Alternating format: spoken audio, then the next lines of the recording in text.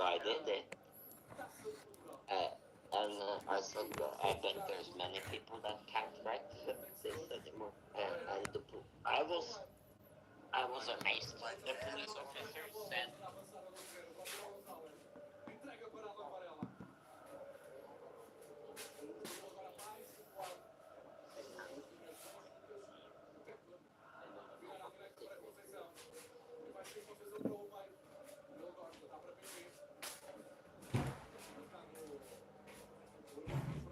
O treinador do Estoril diz que assim está bom. Agora toca de Cassiano. Vai ser avisado pelo árbitro da partida em PP.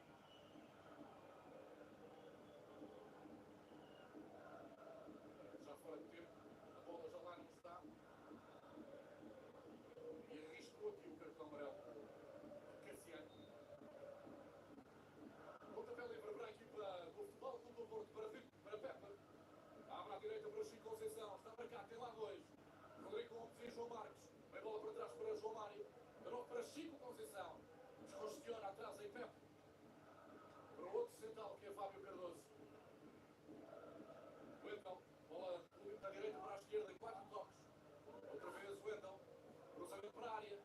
7 PP. Que perigo agora para a baliza do Estoril. Parte da Rodrigo Gomes. No balão.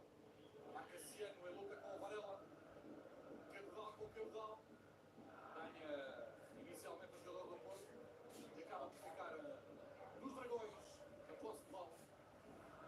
Vão cantando a compasso os adeptos do Porto que preenchem agora aquela bancada que lhes é destinada. Diogo Costa titular na taça, já não fazia algum tempo.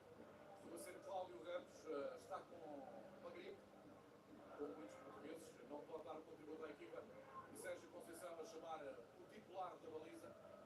Desde 2021 que não jogava na taça de Portugal, Diogo Costa. Exatamente. Derrota contra frente ao Paragas.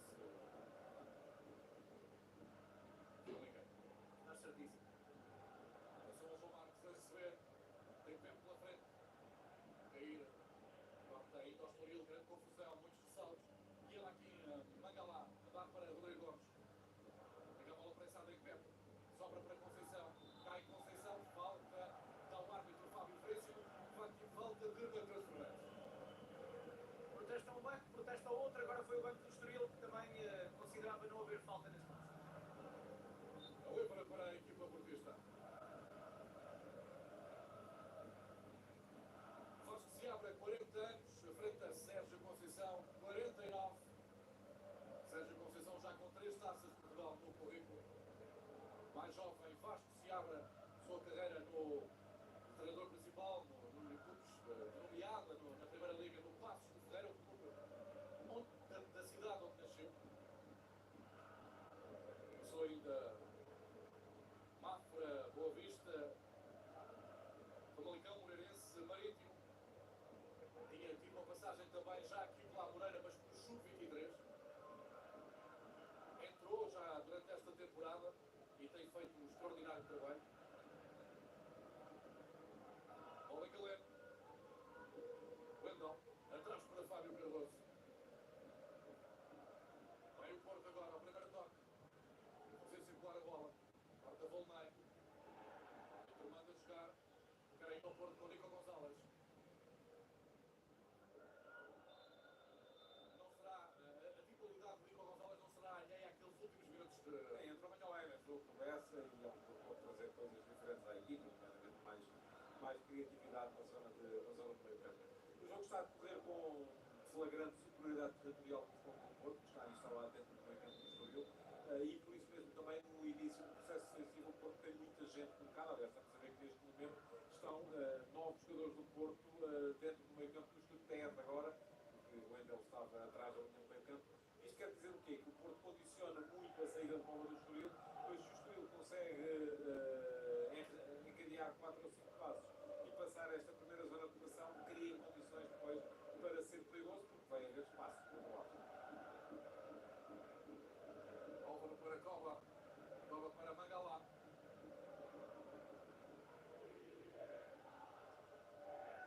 Ao passo agora de Mangalá diretamente para Sérgio Conceição. Lançamento para o Porto. Já aqui falei da última vez que as duas equipas se encontraram na vitória do Porto por 2-1, com golos de Quaresma e Nabil Guilass. Marcou Papan para a equipa do Estoril. Paulo Fonseca treinava o Porto, Marco Silva, o Estoril, atenção, já lá vamos à história. Para já está passando o relvado com o Galeno. Galeno a cruzar, que perigo! Ainda Conceição, fica ali solto na grande área, cruza rasteiro, ninguém para o remate e vai despejar de qualquer maneira a equipa do Estoril, mas já havia posição irregular assinalada no ataque dos Dragões. E nesse histórico da Taça de Portugal que falavas, 8 jogos, 4 vitórias do Porto, 3 vitórias do Estoril e 1 empate. E a última vez que o Estoril eliminou o Porto foi aqui. Exatamente. Mas antes há esta fuga do Galeno a conseguir ganhar a frente ao Wagner Pina e a obrigar o Volney a fechar junto à linha. Mas com atraso. Dizia a última vez que o Estoril eliminou o Porto foi em 1979, 3-0 com golos de Vitinha, Marinho e Orlando da Fonseca. José Maria Pedroto era o treinador do Porto e José Todos o treinador do Estoril. O Estoril esteve numa final há 80 anos, em 1944, perdeu com o Benfica por 8-0. Wendel, à esquerda. A lançar a Evanilson. Atenção ao brasileiro. Vai para a grande área. O pior marcador do Futebol Clube do Porto tem 11 golos. Vai trabalhando e depois faz uma asneira muito por cima da baliza da Dani Figueiredo. Sérgio Conceição não tirou as mãos dos bolsos, vai-se lamentando e agora senta-se no banco de suplentes. A conversa com o adjunto e aqui o trabalho é bem pensado, mal executado por Evanilson. 11 golos nesta época em todas as competições. E 3 na Taça de Portugal. Já agora, para aqui chegar, o Porto eliminou o Vila de Perdizes 2-0 e o Monte Alegre 4-0. O Estoril de Praia goleou o Sintrense por 5-0 e venceu o Mafra por 2-1. Francisco Conceição, vai lá a Coba. Coba depois vai cair, Roma Conceição, o árbitro manda jogar e acaba por recuperar Volney. Está para Heriberto, mais atrás para Volney. Volney para Coba. Mas o jogo correr assim corre o Estoril riscos que o campo fica muito comprido. Começar a ser mais difícil de chegar lá abaixo. Recupera o Porto. Galeno. Nico. Abrir para Conceição. E vai Chico. Vai para o remate. Mas em jeito de força. Tentou fazer o arco na bola, mas saiu também muito por cima da bola. Pedia calma, Sérgio Conceição queria uma melhor definição, como aconteceu no lance de há pouco em que Francisco Conceição também acabou por atirar por cima. Muito por cima da baliza. Alguma preocupação também no banco do Estoril, António Pedro. Mas Vasco se abre a chamar a atenção dos jogadores para algo que não estava.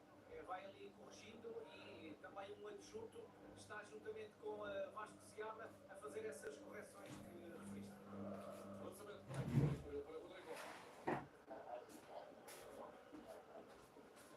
Com Sérgio Conceição a corrigir Francisco Conceição. Bela vida, Esse é Coba.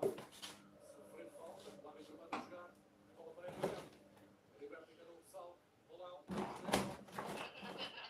Escolher Matheus Fernandes. Luta com Francisco Conceição. Conhecem-se e cruzaram-se as seleções da seleção sub-21. Também são os dois da fundação do Sporting. Francisco Conceição também passou alguns anos. Bola para Cassiano. Heriberto para Cassiano. Aliás, era Heriberto. Heriberto vai lá agora ajudar defensivamente e acaba por fazer falta. Livre para o Futebol Clube do Porto. Estamos a meio da primeira parte no António Pedro da Mata. 0-0 entre Estoril Praia e o Futebol Clube do Porto. O terceiro jogo entre as duas equipas desta temporada. E Diogo Costa vai puxando pela equipa desde a baliza, dando uma força para a frente. O jogo começou logo com superioridade territorial do Porto, mas o Estoril ainda conseguia separar aquela primeira zona de pressão e conseguiu ligar com os homens da frente. Ultimamente isso tem sido mais grave a tal questão.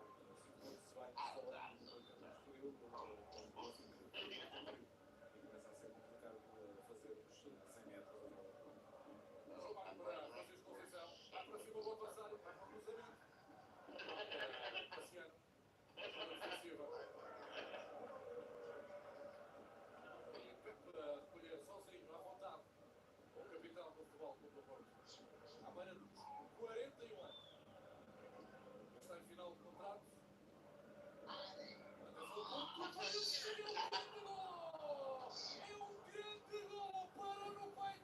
Oh!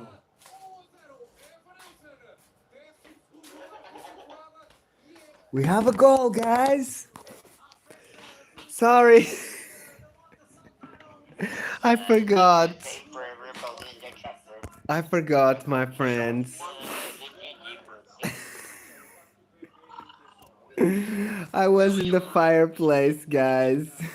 I do like it. I mean, it has I'm watching my friend Gigi. full of bandos and He's got 15 hours live. it's in my Discord private message. So guys, are you enjoying my football? We just scored a goal. Did you see the goal? I didn't see it. I'm watching it now. Olha, marcamos, Anjo. Hello, Susie B. Great to see you, sister. I can find it. Dogman, awesome brother. Good to see you. Cobalt, great hugs, brother. Good to see you. Real Fruity Loops, very good to see you. Awesome, brother. Love your music. Let's roll.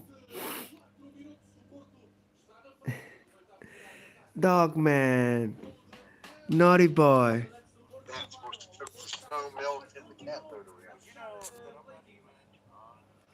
Oh, so you're gonna I say think that you like were this in would be a better. really popular band again, that you can't tell us who it was because they were so popular that you're afraid to say? I'll use my wine bottle.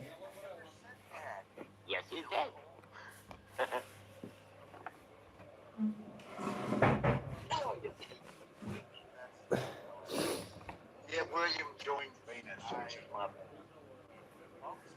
So the conversation here at Wally's World has been very interesting with Sidvich and Gigi and Wally.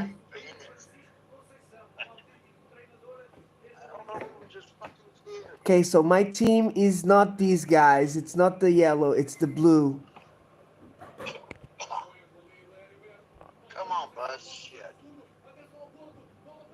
Go! Come on! Almost, guys.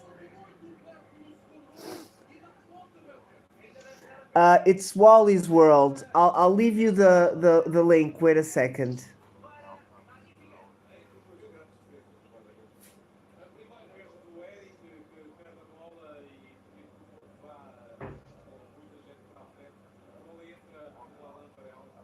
I can't find my life. It's not here.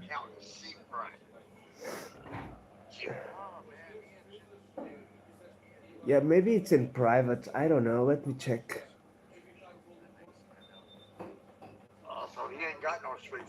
Oh, look, that one was hit. Okay, here we go. We're live here, guys.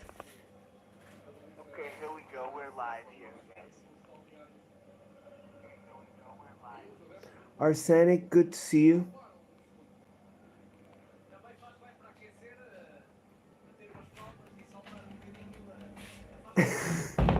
Susie, he need Dogman wants dog tank.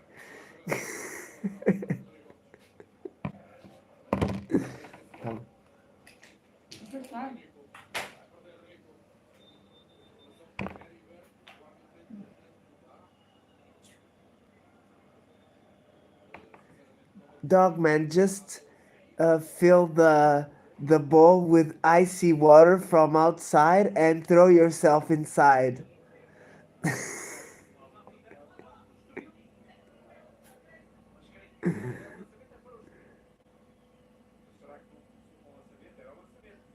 Where is Gigi here?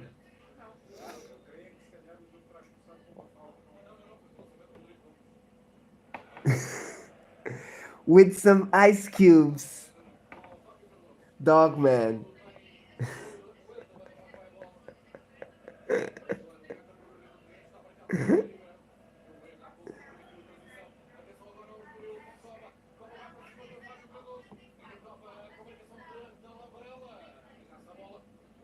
So guys, we lost 3-0 against this team. Mike, great to see you. Awesome, brother. Awesome, brother.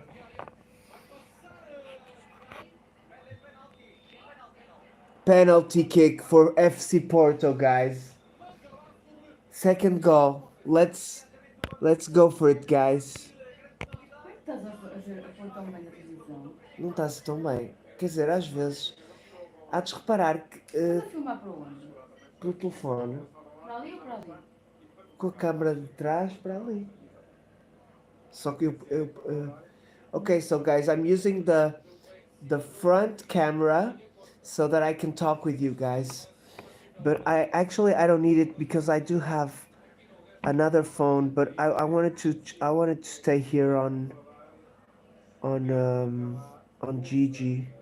Here he is.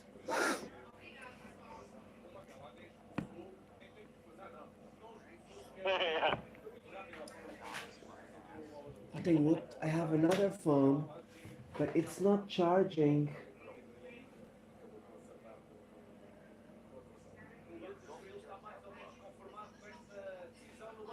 One of the streams, you send your email.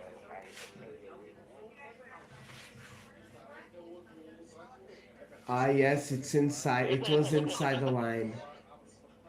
I have a screenshot of that. This is the son of the coach.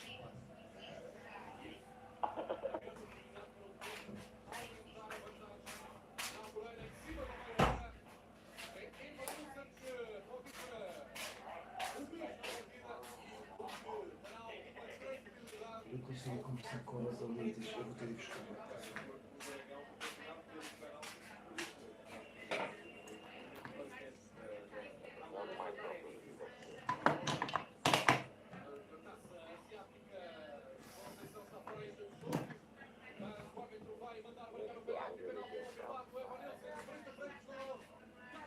It's a penalty, guys.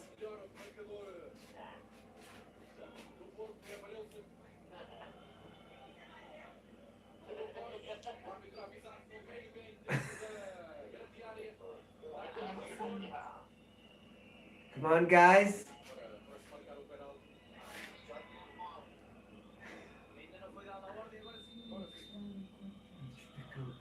He's cold, guys.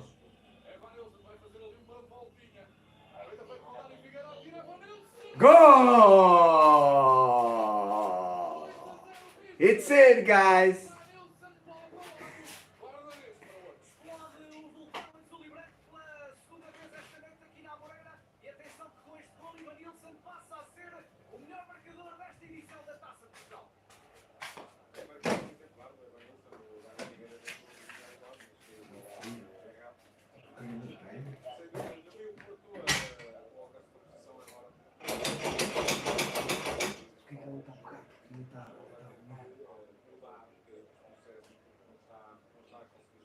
Sérgio Conceição não quis ver a grande penalidade, virou-se de costas. E Francisco Conceição estava ali perto, estava fora de canto, foi perto do treinador que é o pai também, obviamente. E fecharam os dois muito cerrados. O segundo golo do Porto é Vanilson Dias na partida. Os Dragões vencem por 2-0 já para lá da maior. Caso para dizer que Francisco Conceição foi dar boa nova a Sérgio Conceição. Foi volta agora de Alma Varela. Este Coma tem uma história incrível pela distância. Ele tem cidadania da Nova Caledónia, a ilha do Pacífico, para lá da Austrália. É um território francês, mas nasceu em Djibouti. O pai estava no serviço militar, numa ação de manutenção de paz nesse país africano, onde nasceu Coma Tony. Tem nacionalidade, como disse, da Nova Caledónia. Pontapé livre para a formação do Estoril, para Pedro Álvaro entregar para Dani Figueira. Já foi buscar a bola ao fundo da baliza 2 vezes esta noite. Estão sem reação agora os adeptos do Estoril, também na Big hug, Jared. resposta poderá dar a equipa a esta desvantagem. Matheus Fernandes, passe a abrir para a direita. Para Wagner Pina receber em apoio da Heriberto. Cassiano está em grande área, à espera do cruzamento. Libera o futebol do Porto, mas a bola é uma por perder-se. É pontapé e gancho. É esse Coenda que deixa a bola. Okay, guys, it could be better. The camera is not that good. Mangala vai ao ataque. Jogador Isn't it, guys? It's not that good. para este Yeah. pontapé pequeno. Well, you didn't wanna tell me, but I have. 33 para It got better. Pretty much. 5 homens do Estoril na grande área. Sai. Because I sent you a message and I already had your pen. And you're like, what? That's how it happened. That's fair. That's I think that's better, guys. Joga com outra confiança, Oh, outro que that's esquece. right now I remember. Yeah, much better. 2-0 conseguida com os dois golos de Evanilson. É uma vantagem que o Porto fez para justificar. Very cold night, guys. And very rainy, so it's that. This is the worst the worst weather for me. Naquele futebol em que as aulas vêm para ele, é uma equipa diferente em termos de criação, além de ter a presença do Nico, alguma capacidade incrementada ao meio campo para construir, relativamente àquilo que tem sido habitual. Mas eu acho que a diferença tem sobretudo a ver com dois aspectos. Posicionamento muito alto da equipa no campo, teve alguns problemas no início, mas conseguiu superá-los. A capacidade de aceleração e de criação de jogo neste último terço com a presença dos dois extremos. Atenção ao PP na grande área, grande trabalho, o remate, defende Dani Figueira. O Porto próximo do 2-0 e agora é Evanilson. Jogador-chave cumprimento. Ao Porto não deixa sair o Estoril, Evanilson. Aqui o trabalho de PP para Mangala. No, Vamos guys. ver sentado, não é? Não está a ser uma noite feliz para So Elias just Mangala. Este reencontro com o futebol do Porto. Eu estou aqui atrás da baliza do Diogo Costa e é delicioso ver que o guarda-redes do Porto é como se fosse uma extensão de Sérgio Conceição em campo, porque dá indicações para todos os jogadores. Oba.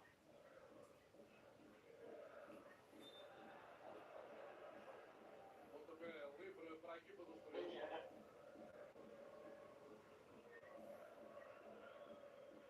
Mangala.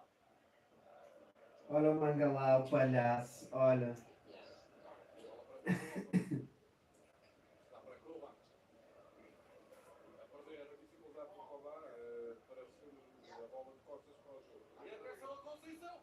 Ui, trocou os pés. Bola muito ao lado. Chico Conceição completamente sozinho. Nem acreditou na facilidade. Aparece na cara do guarda-redes e acaba por falhar. Sérgio Conceição, de mãos na cabeça, a pensar como foi possível falhar e estava em posição legal. Francisco Conceição. Esta Mangala que se resolveu a sair, fácil para o Enem, mas depois, não sei se a bola terá algo a ressaltar, ele talvez demasiado por baixo. Aqui vamos perceber melhor, creio que deu mal mesmo, e mesmo mais opção. Um jogador que tem sido dos mais interventivos do futebol do Porto, tem criado situações, arranjou e cavou a grande penalidade, foi travado por Mangala, agora não foi feliz neste lance, mas já foi bem feliz nesta partida. Roma. Ainda há elementos no banco do Porto que não acreditam neste falhanço de Francisco Conceição. Hoje tem a possibilidade de estar a ver o jogo, tal como os nossos telespectadores lá em casa. Estão no banco a ver e recebem o falhanço de Francisco Conceição. Bola para pé.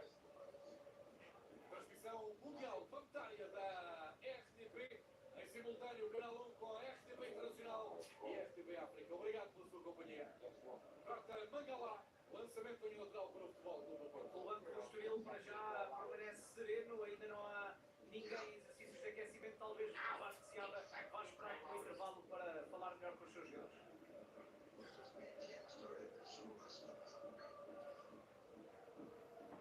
Agora mau passe de Conceição, não se entende com João Mário, o lançamento unilateral para o Estoril trai o Rodrigo Gomes. Muita pressão do Porto, passe a forma como ataca logo a zona da bola.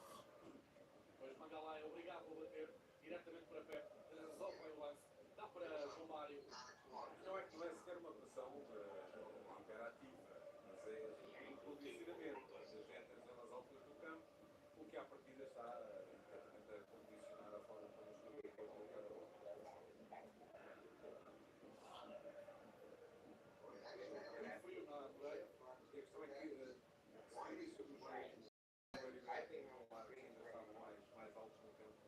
são mais sozinho, mas... no sentido da necessidade de auxiliar os players, sempre acabou por inibir a forma do Estoril chegar à frente.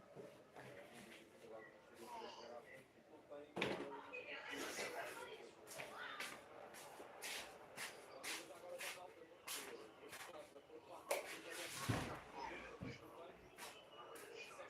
Está em pé a tentar chamar a atenção o quarto árbitro, mas já nem olhou para o treinador de futebol do Porto e também a bancada de diretos esportistas contestaram esta falta.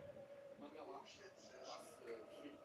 Muita força, recolheu ainda, conseguiu recolher Rodrigo Gomes, dá para Mateus, para Pedro Alves, vai ser a jogar em central do Estoril.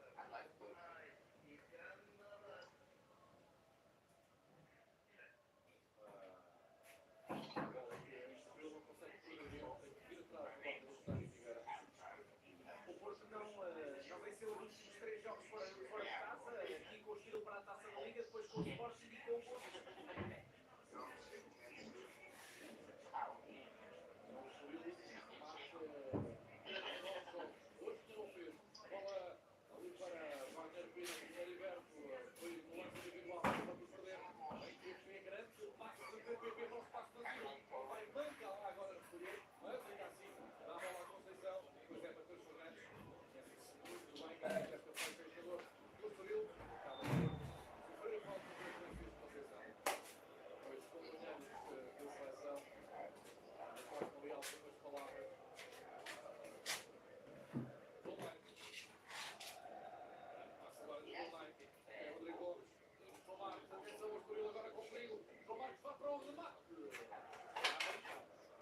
Leva as mãos à cabeça, como vemos na imagem, e mais uma vez, à semelhança de há pouco, sem direção.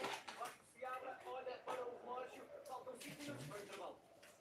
Aí o Estoril há muito tempo não, uma ameaça aí, a baliza de Eu creio que a equipa do Estoril está um bocadinho presa nas suas próprias dinâmicas. O Estoril joga em 3-4-3, basicamente, geralmente defende em 5-4-1, os dois laterais, que são o Wagner Pinho e o Rodrigo Gomes, passam para os centrais, os dois atacantes interiores fecham no combate, mas depois ataca por vezes em 4-3-3, porque avança os dois laterais para a linha de ponta de lança e são os dois avançados interiores que baixam para fazer uma espécie de médios interiores. E é isso que tem faltado. Eu creio que no momento ofensivo a dinâmica está a ser demasiado complicada para os jogadores titulares, porque muitas vezes faz um tudo e acabam por não haver via de saída, não há sequer os laterais profundos do campo e os próprios avançados interiores também não estão a servir como concluídos. E o treinador do Estoril não espera mais, estão 2 homens em aquecimento. Estão a ver do outro lado, sinceramente aqui não consigo ver. Eu também estou muito longe. Parece que o Rafinha está. Um é o Rafinha está, o outro não consigo ver. É natural na segunda parte, o outro vinha a vida. Os dois ganham novidades. Este é Heriberto para Cassiano, não consegue escolher a bola, vai até os pés de Diogo Costa. Aqui estão os dois jogadores do Estoril em exercícios revolucionários. Alves e Rafinha. Exatamente, o antigo jogador do Passos de Ferreira, o escocês Old Grove e Rafi Quintana. Chico Conceição, a jogar com o Peppa. Peppa sofreu a falta de isolamento de Cassiano, protesta muito, abre os braços, não está satisfeito com a decisão e é livre para o futebol do Porto e para Peppa. Cassiano até marcou um gol ao Porto na vitória por 3-1 da Taça da Liga. Rafael Varela, entrega para Fábio Cardoso. Avança Fábio Cardoso. Dá para Galeno. Wendel. De novo para Fábio Cardoso. O jogo vai se aproximando do intervalo. Agora Sérgio Conceição manda a equipa acalmar, também a perceber-se que estamos às portas de fechar a primeira parte. Ele também regia os posicionamentos do Mário. Queria que o Mário mais calce. Desculpa? Wagner Pina. Super. E é lançamento da linha lateral para a equipa do Lima. Só é a câmara que foi nos olhos estranhos. Lançamento para Cava. Sim. Novo Cava. com o pé esquerdo. Marca Fábio. Mateus. Avançado de esquerda, Rodrigo Gomes.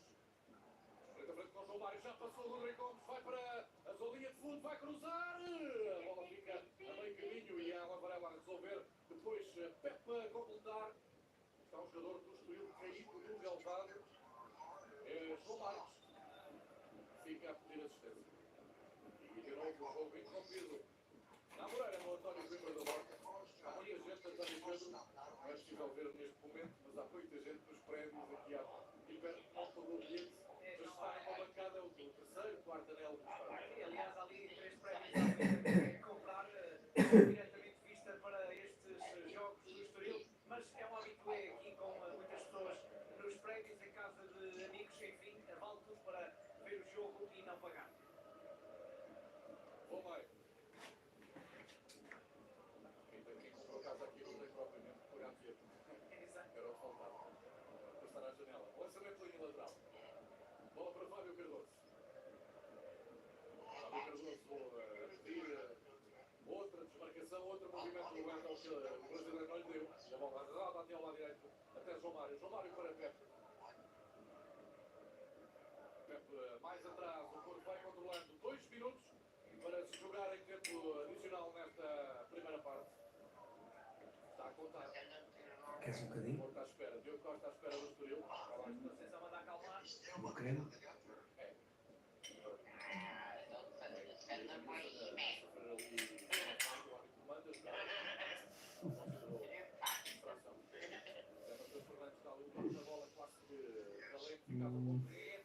Para correr e como é bom Galeno com espaço nas costas da defesa adversária. Fábio Cardoso, Alain Varela. Bom PP. Muito bem PP. E a falta de João Marcos, cartão amarelo. É o primeiro da partida. Sim, traçou-se do lance e agarrou apenas o adversário, o árbitro, a mostrar o amarelo. O facto veríssimo da indicação dos dedos já é mais forte. Já chega, não é? Para ver o cartão. Queria levar para casa a camisola do PP.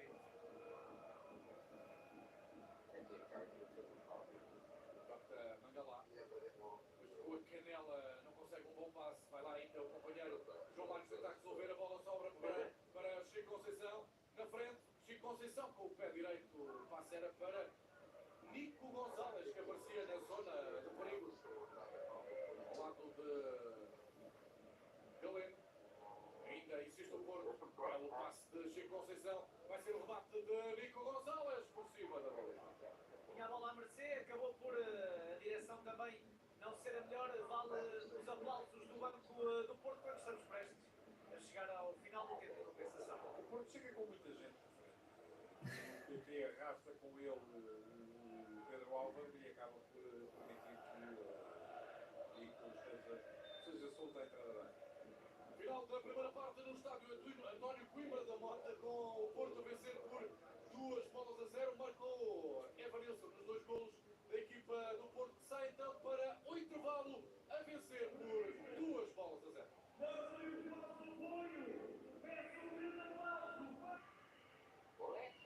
Half time, guys.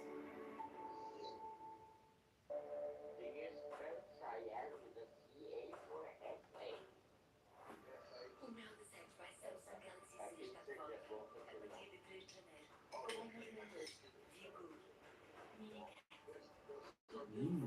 jornada de impacto inédita.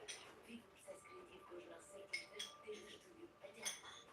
Não perca os 6 episódios exclusivos da TV do Verão Muito bom. e Está não em desconto, tipo, maravilha.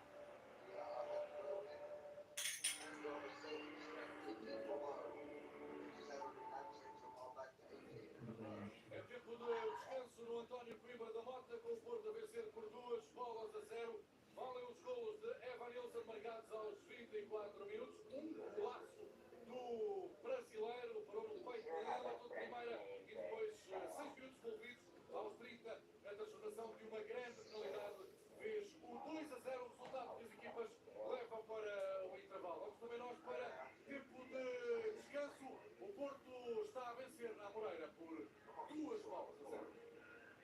Isto é para compensar o outro Este jogo. programa é patrocinado por Placar, Foi comprado hoje.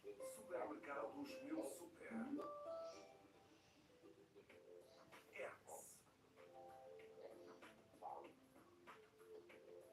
Hertz, Ratos. Nike e Portugal Store, loja oficial das E seleções. da Salvador instalou uma câmera de visão noturna. Se descobrir que isto está a ficar com uma cena e depois não começou a ver. Quem é? Ratos.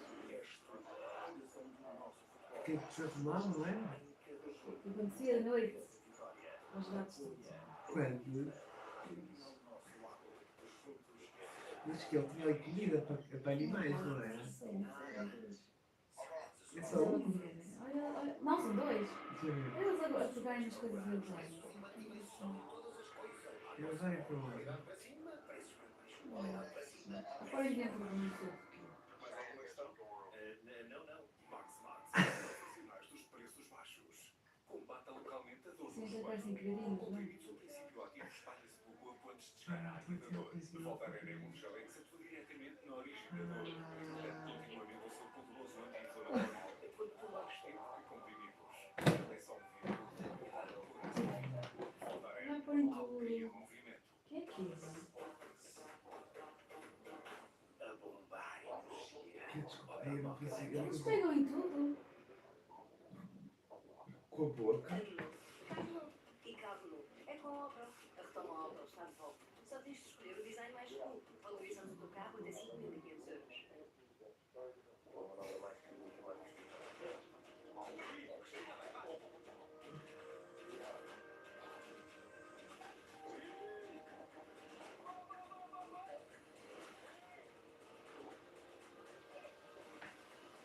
Preparados para o melhor.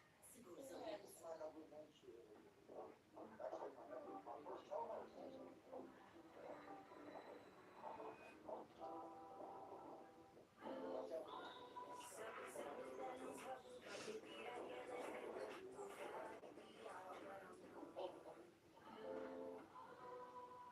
aliança. Há 30 anos que acreditamos que um automóvel funcionado é um automóvel mais seguro. Controlado faz parte da condução.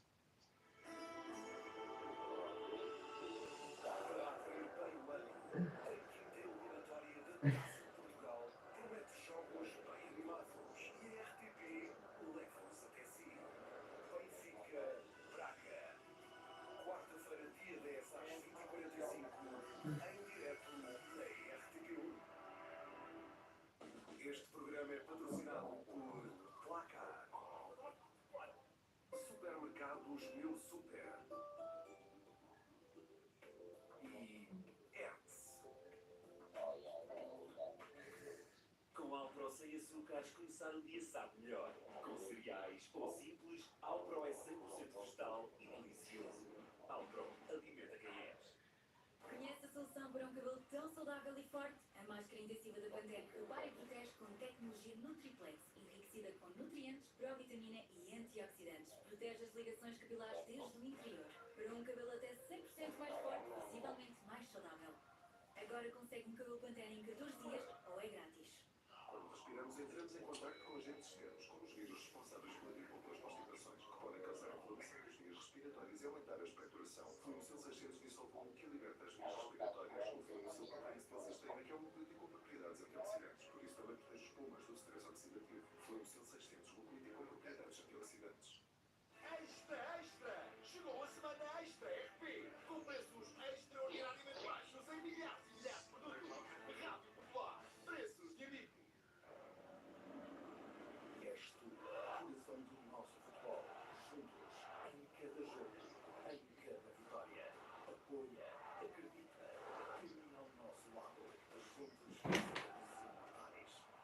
Nesta casa, vive-se e canta-se fado. Olha, se é que ela diz que me consegue ouvir.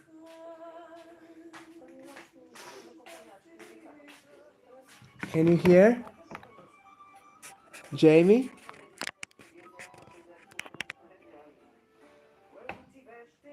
Oh, yeah, I got charged. Ai, ai, ai. That's alright, dragging it. Can you hear, guys? Sorry about the blowing. Oh, look, this is traditional Portuguese music.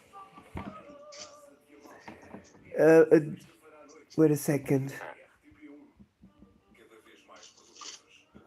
I've been in the stream for 6.5 hours.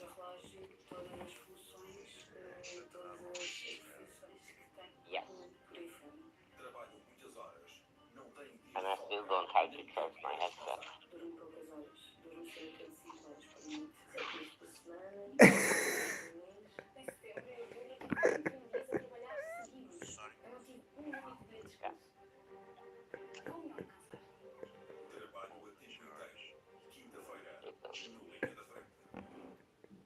Hasn't beeped me yet. It has not beeped me yet, so it's good news.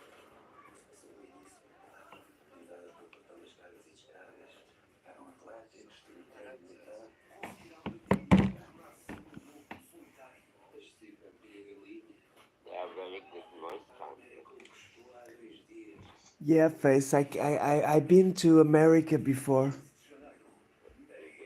can figure that out when you go up in the airplane and try the headset. I can plug this into the airplane jack and use this headset instead of the Rockstar headset that's in the airplane.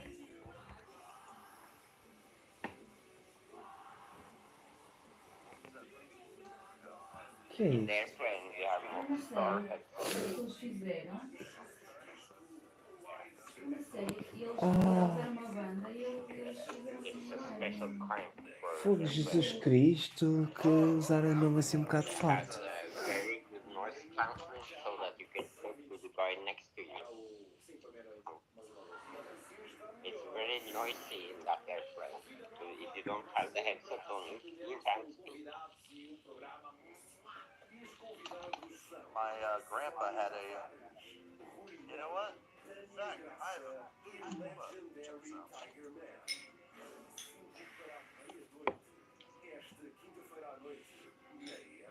Hello, Tim. Welcome. Fico confuso com isto, que eu já depois nem sei de onde é que vem. Even on a pink headset.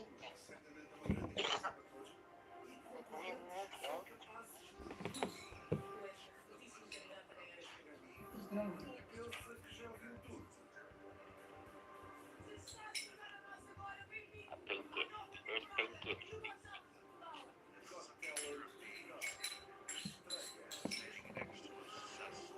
Sorry about that, guys. The 172. Tá muito bom, não tá? Nem precisava do açúcar em cima. Mas fica melhor com o açúcar. Okay, guys, I just had creme brulee. Vai queimar. Não queimaste. Não, porque eu não encontro a máquina. Não, está estragado nada. Not crash. Well, we crashed. That's me right there. I bet you can tell that I've. Hello? Let's roll, guys.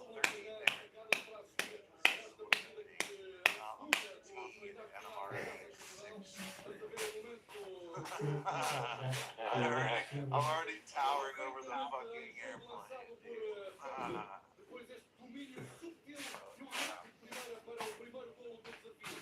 Look, this was the first goal. Flying that. Nice one. This guy is good. Hello, Misty. Good to see you. Hope everything is good. And back then they were. And you're cooking those awesome, healthy foods. Yeah, I'm sure. Yeah. Oh yeah. Onde é que está a lanterna? Even though we still fly the same airplane, you know, there's 172s going over the place. They're very extremely most popular airplane probably in the whole world.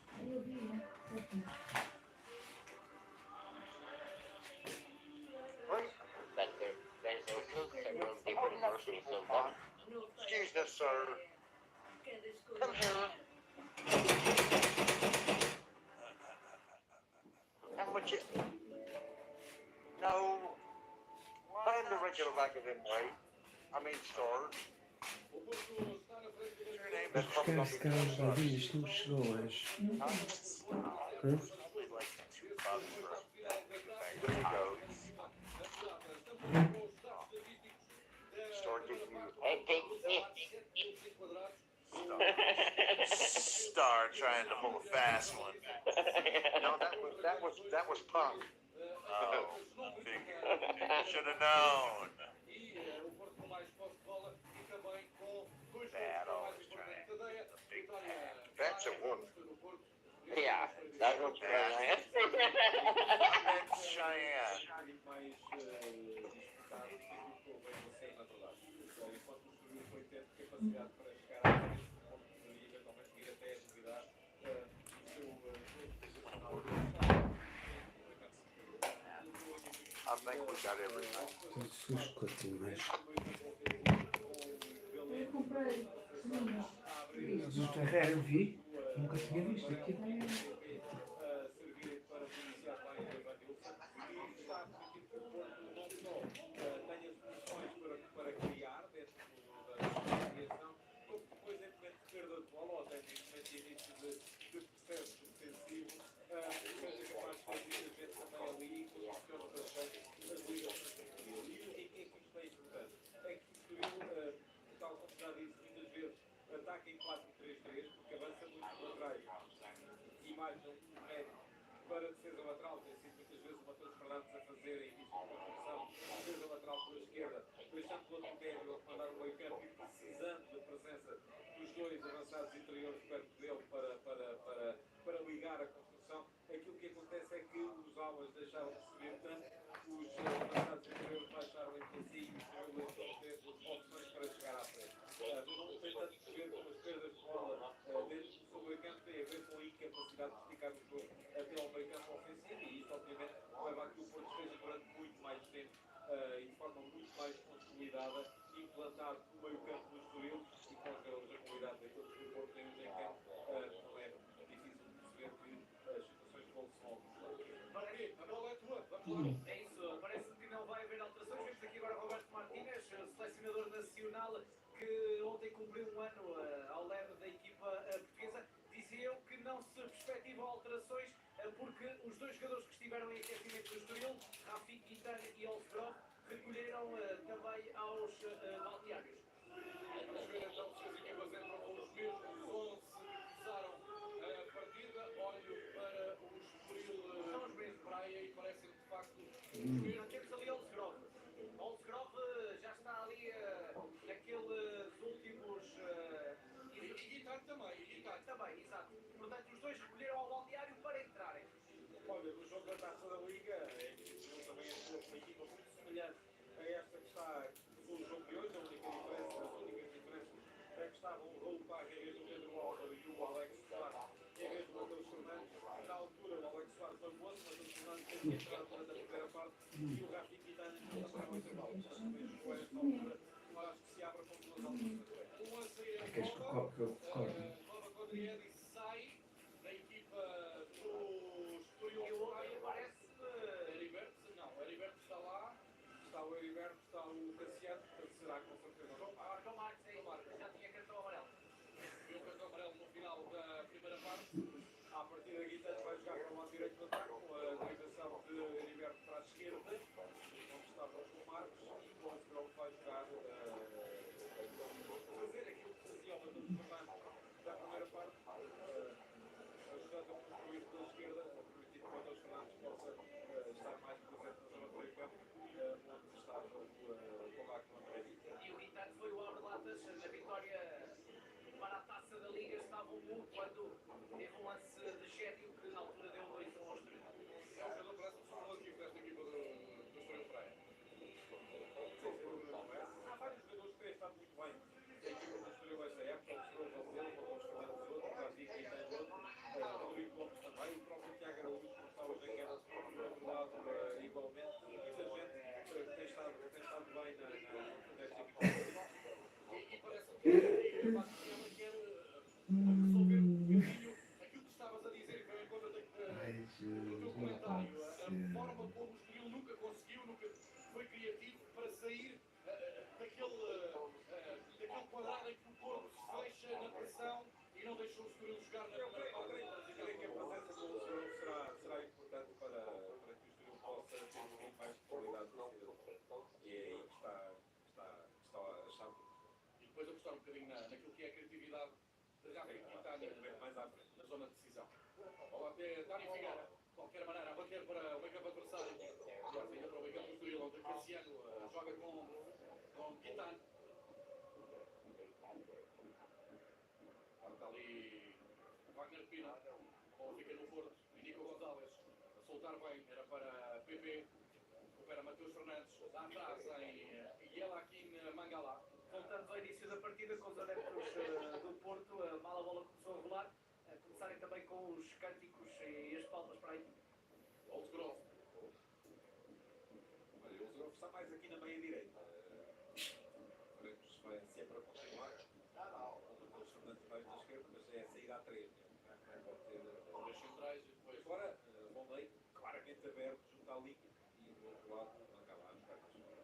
e com o Oldsgrove também a baixar, muitas vezes para junto dos centrais. Sim, mas geralmente o médio faz isso, faz no canto do lado esquerdo, uma espécie de falso lateral esquerdo. A posição está neste momento, aliás, vazia. Aí está o Oldsgrove a baixar, dá para Volney e para Pedro Álvaro, central formado. Mangala, bate Mangala, Rodrigo Gomes, luta com Chico Conceição, cai Gomes, livre para o Estoril Praia. Pede um pouco de água, o Vasco Seabra já encaixou estas peças que entraram, agora é esperar a reação do Estoril nestes primeiros minutos da segunda parte. O jogo não está ganho para o Porto, atenção. O Estoril pode reabrir o jogo, 2-0, isso é das verdades absolutas. Vezes o futebol, 2-0 é o resultado mais traiçoeiro. Atenção a Cassiano, a grande área, vai para o remate! Fácil para Diogo Costa. Aplausos de Vasco Seabra no Estoril. Remate difícil para Cassiano. Sai o Porto, o Nico Gonzalez. Atrasa em Diogo Costa com o pé direito. Romário mais à frente para Francisco Conceição, marcado por Rodrigo Gomes. Francisco Conceição a virar o jogo, centro do jogo, tudo para a esquerda. Francisco Conceição já está a pedir a bola outra vez. Olha Varela. Nico Gonzalez, aliança com Romário.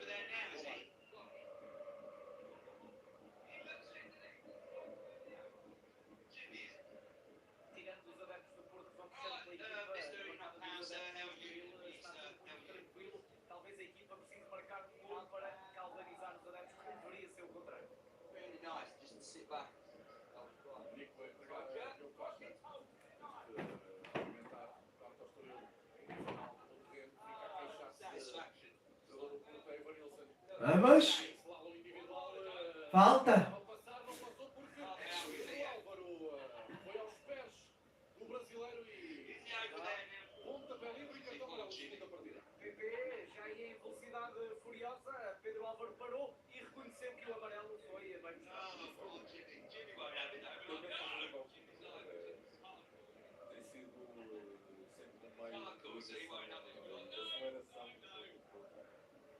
Cá atrás Matheus Fernandes e Evanilson neste lance. Vamos ver agora. E depois a falta que o árbitro assinala, que é esta, que é Pedro Álvaro a desinteressar-se completamente da bola e a pedir apenas e só. E agora o Porto está todo de pé, porque duas imagens e pede outro cartão, outra cor de cartão para Pedro Álvaro.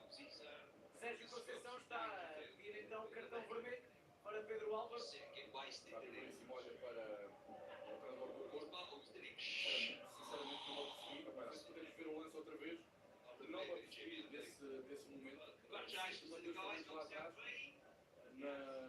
com o braço levantado. E ele braço, não parece que fosse. Pois, eu acho que o Porto está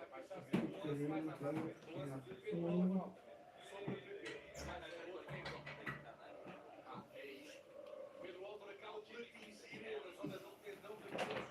A PP é um lance melhor. Aqui é ali.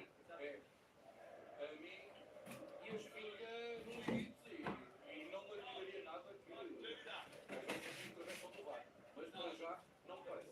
E como disseste, os bancos suplentes estão a ver o jogo como nós estamos, os telespectadores também, e por isso essa reação do Banco do Porto imediatamente a levantar-se e Sérgio Conceição a pedir um cartão vermelho para Pedro Álvaro.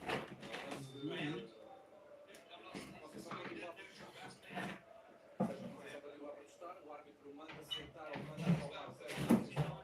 Mas creio que estou sempre com o Pedro Henrique para falar do lado. Eu sei perfeitamente o cartão amarelo, porque o resto está. Bola para Chico. Yellow card. Aí vai para o remate. O remate, o triplo, ótimo. O remate foi desastrado para Bacana. Francisco Conceição esta noite, a nível de direção, está um pouco desalinhado.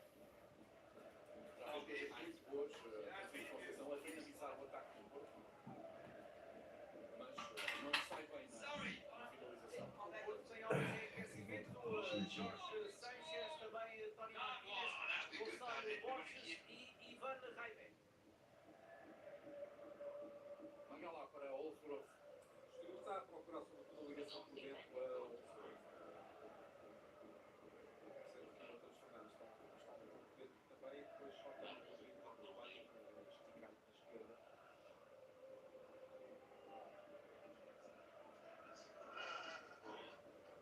Destes quatro em aquecimento, fala-se que Gonçalo Borges poderá deixar o Porto para o Lille, onde está Paulo Fonseca. Então não haverá acordo, segundo iniciou o jogo no dia de hoje. Não haverá ainda acordo, mas estariam as partes a falar para a sequência de Gonçalo Borges ao Lille. Está no banco dos suplentes. Quem sabe será aqui a despedida. Wendel. É Varilson. Nico. Bem jogado agora. Pode aparecer o PP na cara do golo. Vai dar um passe. Chega primeiro Dani Figueiredo. Bem jogado. Mas sempre a progressão, sempre a bola à frente, sempre a dar espaço, depois a seguir a separar chega perto da última linha. Saiu que nem um solinho da baliza, Dani Figueiredo. Hello. Já foi pitado. Tem que ser amarelo também para Nico Gonçalves. Mantendo o critério. E aí está. Desinteressou-se do lance. Já tinha passado há muito o jogador do Estoril. E amarelo para Nico Gonçalves. O primeiro para homens do Porto. Filho de Fran, grande jogador espanhol, que é para o time da Coruña, mais no Lisboa. Companheiro da equipa, por exemplo, do nosso.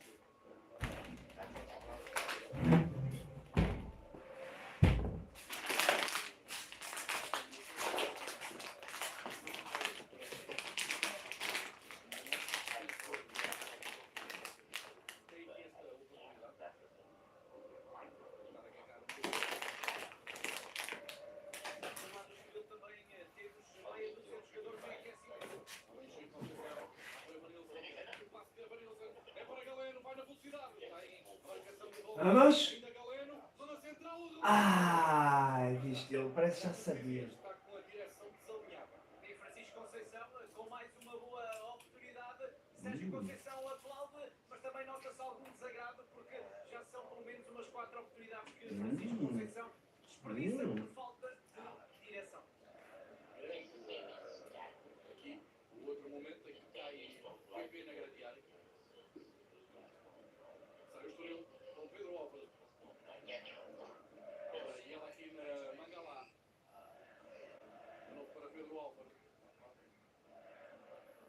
Este é Olsgrove. Jogava no Paços de Ferreira na época passada. A falta de Evan Nilsson sobre os escoceses. Não precisava de A bola está no Estoril, não há qualquer perigo. Bastava dar a Olsgrove. O que entretanto foi comprado ao Olympiacos e assinado É o último. Décimo minuto da segunda parte na Amoreira.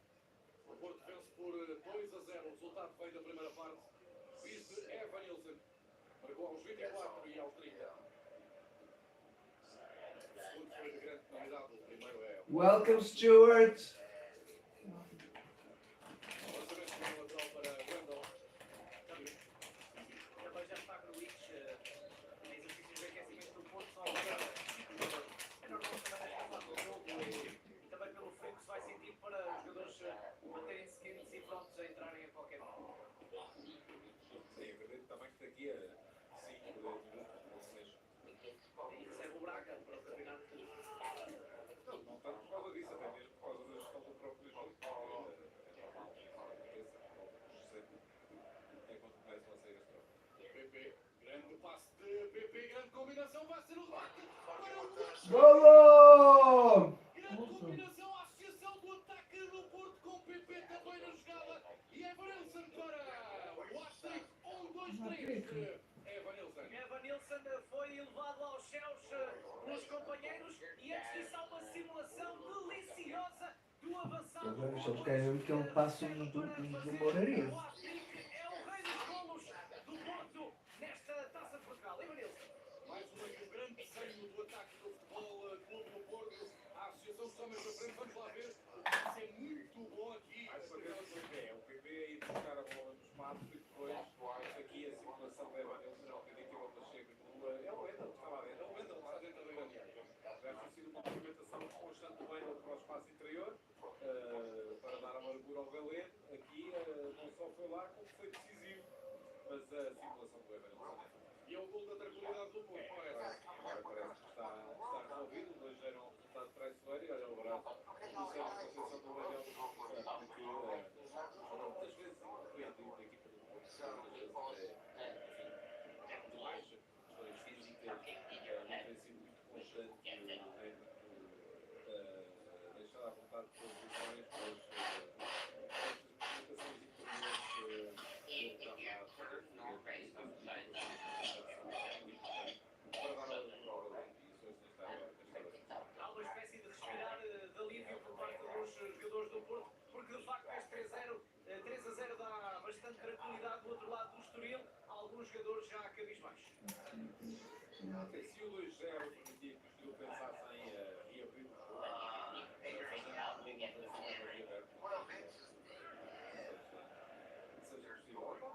já se viu muita coisa no futebol.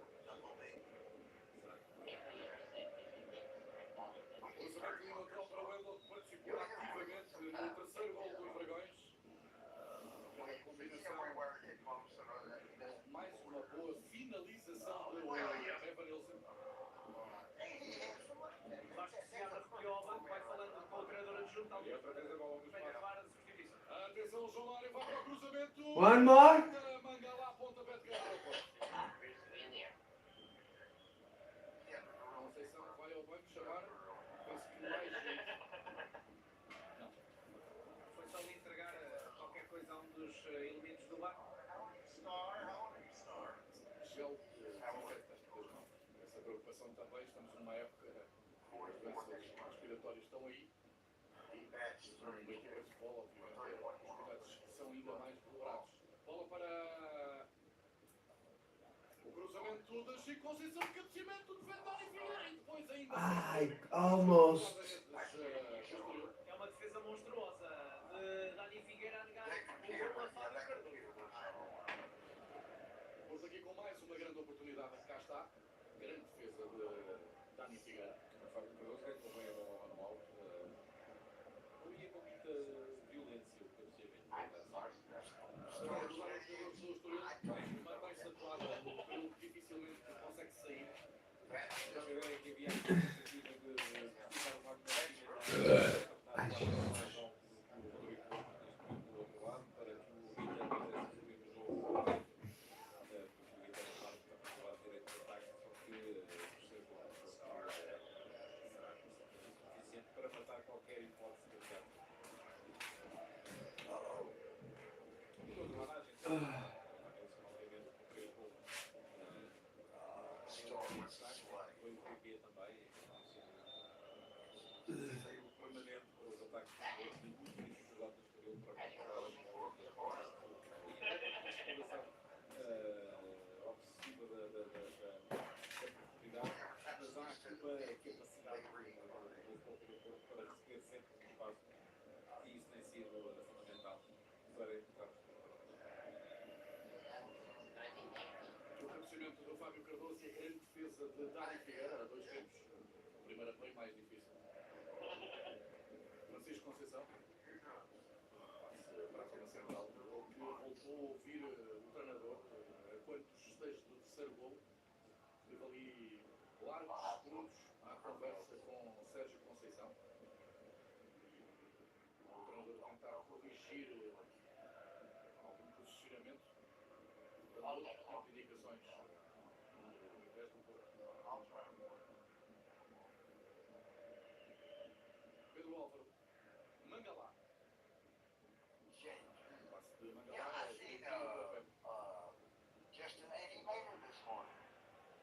Depois vai lá Mangalá, encosta-se ao adversário. É PP. Fica no levado. PP. Ela vem até perto. Agora no banco do Porto, Sérgio Conceição de braços cruzados, Vasco Seabra mantém-se à conversa com o adjunto, mas para já ainda não há fundo branco para mais substituições. O Estoril já fez duas, o Porto ainda não fez nenhuma.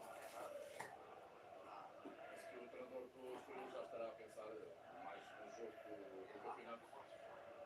Obviamente, tendo em atenção a competitividade e o jogo de hoje, mas porque praticamente no resultado desta eliminatória está praticamente entregue ao futebol do Porto. O Estoril recebe o Aroca e o Moreirense para o campeonato. Mais 2 jogos aqui na Holanda. São obviamente 2 jogos importantes naquilo que o Estoril pretende para esta época. Atenção a Matheus Fernandes, da esquerda ao cruzamento, corta Fábio Cardoso, grande corte de Fábio Cardoso. É o 112 na defesa do Porto, foi de carrinho e a bola não passou. O trabalho agora com o Fernandes, depois Cassiano viu antecipar-se o central portista Fábio Cardoso. Hello, Nelson. Para o Estoril Praia, para Oldsgrove. Os escoceses bater direto na área. O cabeceamento de Cassiano, muita luta com o Pepe, muita luta ali na grande área. É Pepe que vai resolver. Bola sobra para Pedro Álvaro. Vai para o cruzamento, que perigo! A bola andou ali a saltitar na pequena área. Resolve o soco do Porto Jolário. Insiste agora o Estoril. Rafik Quintana. Joga bem. Cruzamento, remate por cima. O Estoril agora a encontrar ali algum espaço. O remate é de Volney. Adeptos gostaram desta atitude do Estoril, apesar de ter sido de forma tímida, já conseguiu acercar-se da baliza do Porto. Mas bem desenhado o lance. Este é o cruzamento de época em que a bola acaba por passar de trás de Mangalá. Rafik Quintana a ganhar a bola toda a aula.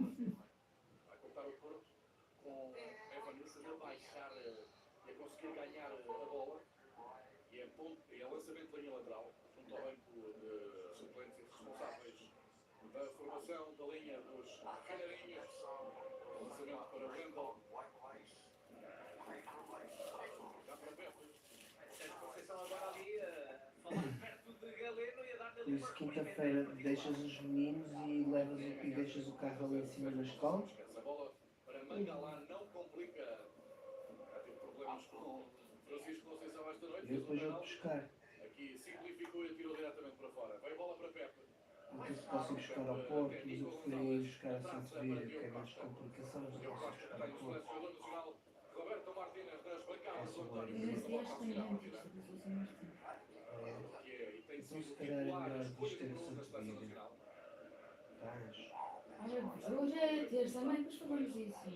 Não, é que assim vou buscar os meninos. Vamos ter mexidas no Estoril, Gonçalo. Já estão Mas dois eu não homens sei que horas no é que banco, já desviou o falta está despachado. Eu queria Atenção ao Porto com o ter que PP. ir lá Dani primeiro Figueira antes está de fora da fazer baliza. isso. PP mete na grande área. Vem a bola para Conceição. Conceição ajeita. Já lá está Dani Figueira na baliza. Wendel. E a bola acaba no ressalto. E com aplausos de Sérgio Conceição. Ora, o Porto tivesse aqui a oportunidade de fazer o 4-0 e Conceição chama gente no tope. Manda acelerar, mandou acelerar todos, na verdade. Vamos ver qual será a opção ou as opções por parte de Sérgio Conceição. Os 5 aceleraram o aquecimento. Foi essa reescalação. E no Estoril também vamos ter mais alterações. E bem perto de ti já estão aí dois homens preparados com a camisola de jogo. Um deles é João Carlos e o outro é Bernardo Vital. Central e um homem de características ofensivas. João Carlos, com certeza, para a saída do Cassiano. Faz a mesma posição e para o Bernardo Vital. Mangalá, será? Eu creio que sim. No defensivo do Estoril e é o momento que está a jogar na posição normalmente ocupada por Bernardo Vital, que é a central esquerda. O João Carlos, que vai entrar, também marcou ao Porto na vitória por 3-1 há um mês para a Taça da Liga. Big hug, Burn. Bola de Alva Varela até Fábio Cardoso. Depois Wendel coloca diretamente para fora, estava apertado. Lançamento para o Estoril, no momento em que se vão proceder então as alterações. Mangalá É bom, acertaste também. estava com o bilhete de saída, É verdade. já há algum tempo. Mangalá para a entrada de Vidal. E Cassiano. E Cassiano, melhor marcador dos três, Santos, descontente. Ali, agora o bicho sai já ali perto, mas fez Os adeptos do Porto aplaudem a saída de Mangalá, não esquecem o que fez e os momentos que passou no futebol português.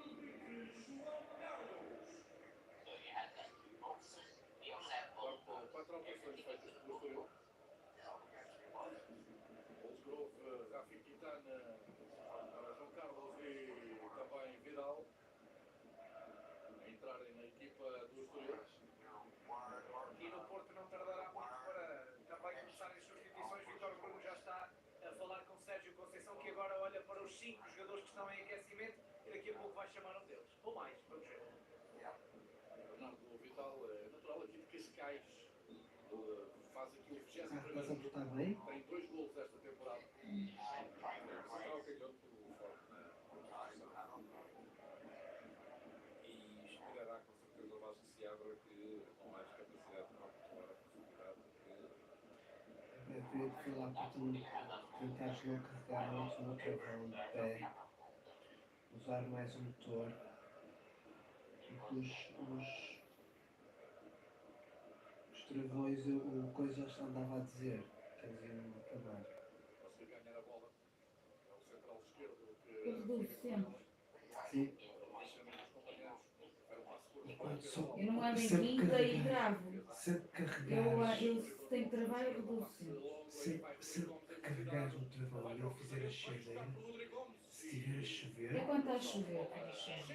mas se eu fizer e não estiver a chover, é sinal que temos mesmo Não, que depois Mais uma de Rodrigo Gomes. mas fez sempre bem a contenção. Sempre acompanhando e depois quando aparece ao aula da equipa. Oh, nice one. Byrne and Stewart know each other. António Coimbra da Mota transmite a RTP1, a RTP Internacional e a RTP África para todo o mundo. Obrigado pela sua companhia. Estamos na prova da linha do futebol português, a Taça de Portugal. Já com apurado, o Sporting bateu esta noite, ao início da noite, o Portão dela por 4-0. O Porto está a vencer, tem tudo encaminhado e o passaporte já carimbado para os quartos de final da Taça.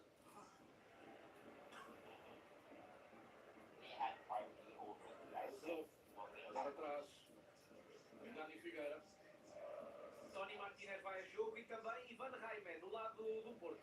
Amanhã, futebol e jogo no Estádio da Luz. Benfica, Sporting Clube de Braga. E veremos se o Sérgio Conceição não dá aqui uma espécie de condicional do jogo, mandando retirar aqueles que não são difíceis, vão ser os dois elementos de maior rendimento da equipa. É Wanderson e PP. Amanhã um grande jogo, um jogo de cartaz da Taça de Portugal destes oitavos de final. O Benfica Braga, segundo o campeonato, frente ao quarto. Olha, antes da alteração, das alterações do Porto, ainda vai escutar os jogadores. Tiago Araújo. Também agora o lado hoje. Atenção que há aqui problemas físicos com Dani Figueira. Então, se calhar é boa ideia. A sinalética da substituição está feita. Eu acho que era de ter algum cuidado. A não ser que haja de facto a indicação de que o guarda-redes está bem. Olha, e Vasco Seabra, Se abre, manda esperar. A substituição foi feita. mas está feita, ficou um pouco. Ficou, Vasco Seabra nem entendo o que se passou. Porque é que a substituição foi feita antes do guarda-redes estar recuperado? É porque agora está incrédulo, porque Dani no chão, vai receber assistência médica, a substituição já foi feita e o Estoril arrisca-se aqui. Não, é que o Rodrigo Gomes já não pode voltar ao campo. Não, claro, a substituição está feita. Olha, E agora se o guarda-redes não recupera, vamos ver.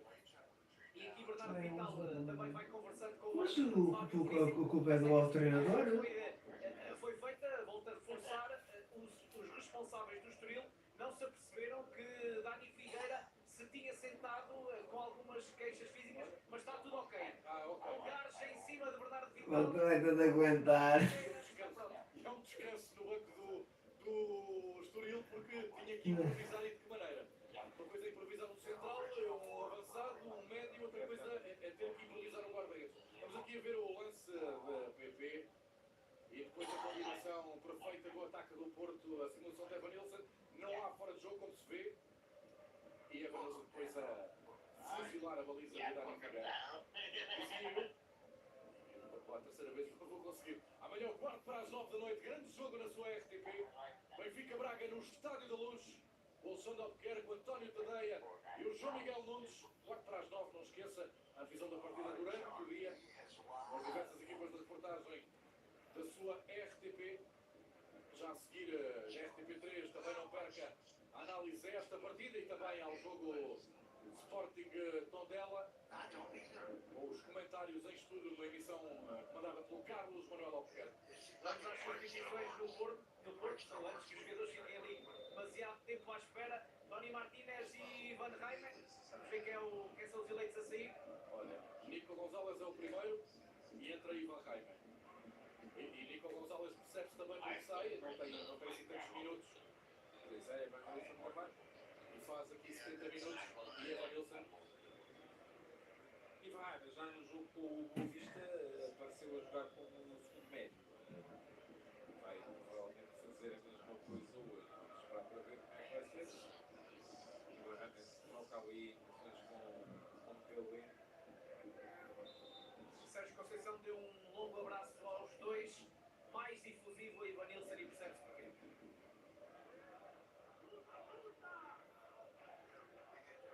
Bola atrás até a guarda-redes Dani Figueira. Estamos a 18 minutos, mais coisa menos coisa. No final da partida da Amoreira, o Porto tem os quartos de final praticamente no bolso. Vence por 3-0 com kick de Evanilson, o homem que saiu há pouco. Mas, obviamente, tudo o destaque, grande parte do destaque desta partida. Pelos 3 golos marcados, há aqui uma série empenhada de boas exibições que muito contribuíram também para os 3 golos de Evanilson. E vai realmente está mesmo a jogar perto de Alan Varela, na posição em que estava o Nico Gonçalves até aqui. Será essa a ideia que Sérgio Conceição tem para ele. Ele já apareceu a jogar como segundo avançado, já apareceu a jogar como médio ala esquerdo. Não está como segundo médio, pode ser que talvez está. O abraço e o reconhecimento do treinador ao jogador. Pelos 3 golos esta noite, Evanilson já era, mas é o melhor marcador para com o destaque do futebol do Porto esta temporada. E também o marcador Da Taça da Taça Portugal.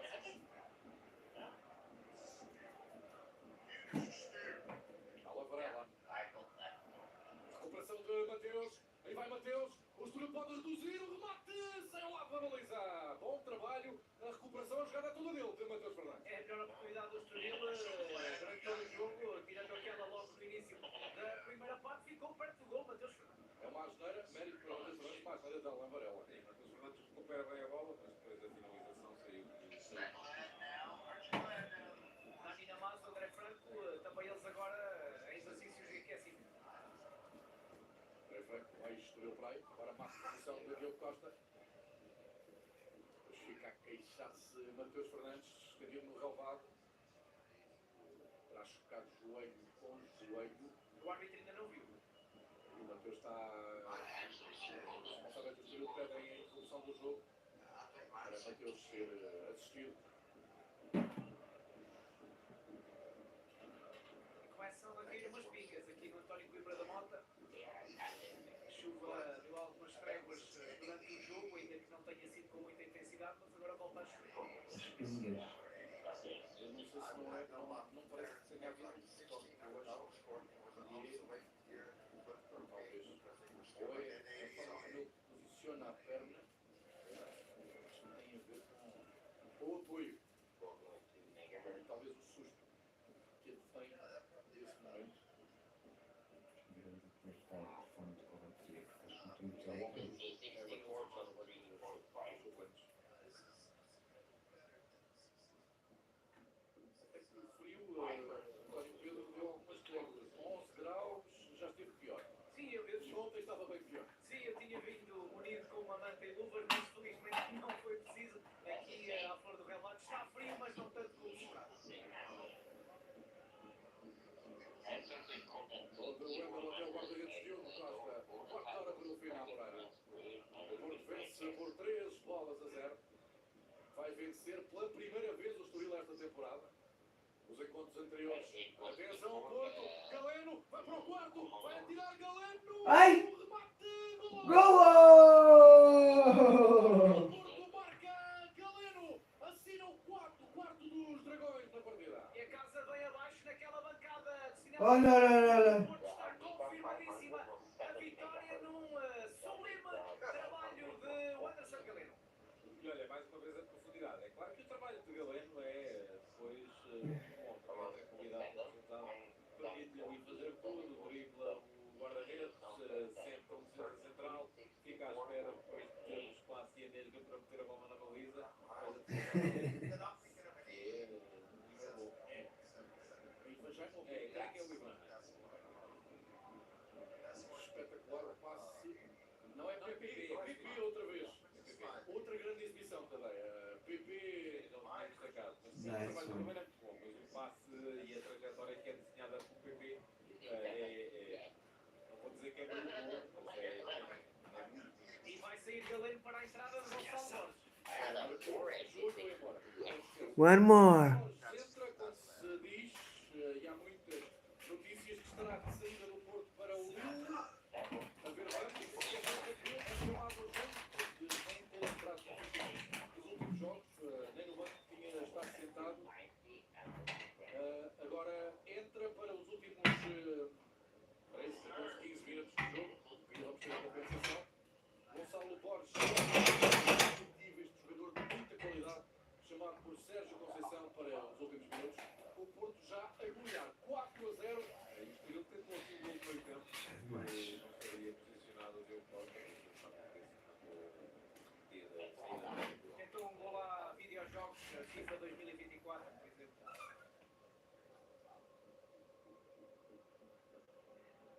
Wagner Pina tentou, mas já estava fora do campo quando a bola lhe chegou perto. O lançamento para o Futebol Clube do Porto junto a Vasco Seabra, o técnico do Estoril Praia. Braços cruzados, resignado, do outro lado, Sérgio Conceição vai falando com o adjunto, Galeno foi também bastante difusivo no cumprimento a Galeno. Ivanilson, perdão. Agora a falta e amarelo para o Wendel. O Estoril tinha ganho na jornada 10 do campeonato no estádio do Dragão, uma grande surpresa, e depois voltou aqui na Amoreira a ganhar há um mês praticamente para a Taça da Liga, eliminando os Dragões dessa competição, onde o Estoril vai marcar presença na fase final, na Final Four, que está aí à porta. O Porto consegue aqui a primeira vitória, e que vitória com estrondo, para já 4-0. E atenção que o Estoril, em 2 jogos, e ainda não acabou este, vai com 9 golos sofridos. É verdade. 2 jogos em que o Estoril acabou por sofrer na pele aquilo que é a sua ideia do jogo, porque tem a equipa com muitas dificuldades para controlar o espaço nas costas, e é isso que tem estado a causar tranquilidade. Os adeptos do Estoril festejam agora um golo, talvez para acordarem. Não foi neste estádio, mas já tem os festejos de um golo por parte do Estoril. Pois, eu não sei o que é que se passa, mas festeja toda a gente. Eu não sei se está a ser gravada alguma coisa, mas não me parece, não vejo ali nenhuma câmara. Porque o facto é que todo o estádio ficou em suspense, mas de onde é que veio o golo festejado pelos adeptos? Mas é uma forma de acordar os adeptos, fazendo aqui um festejo fictício de um golo que não aconteceu. Bom, o que é certo é que não passou despercebido. Todo o estádio pôs os olhos na bancada onde está a claque do Estoril. Mega moda. Depois disto tudo foi o canto, e Ninguém se lembra do canto, não é? ninguém reparou naquilo. No Porto, mais 2 alterações, as 2 últimas. Jorge Sanchez é um dos jogadores e também André Franco. É um regresso a uma casa que bem conhece, de André Franco.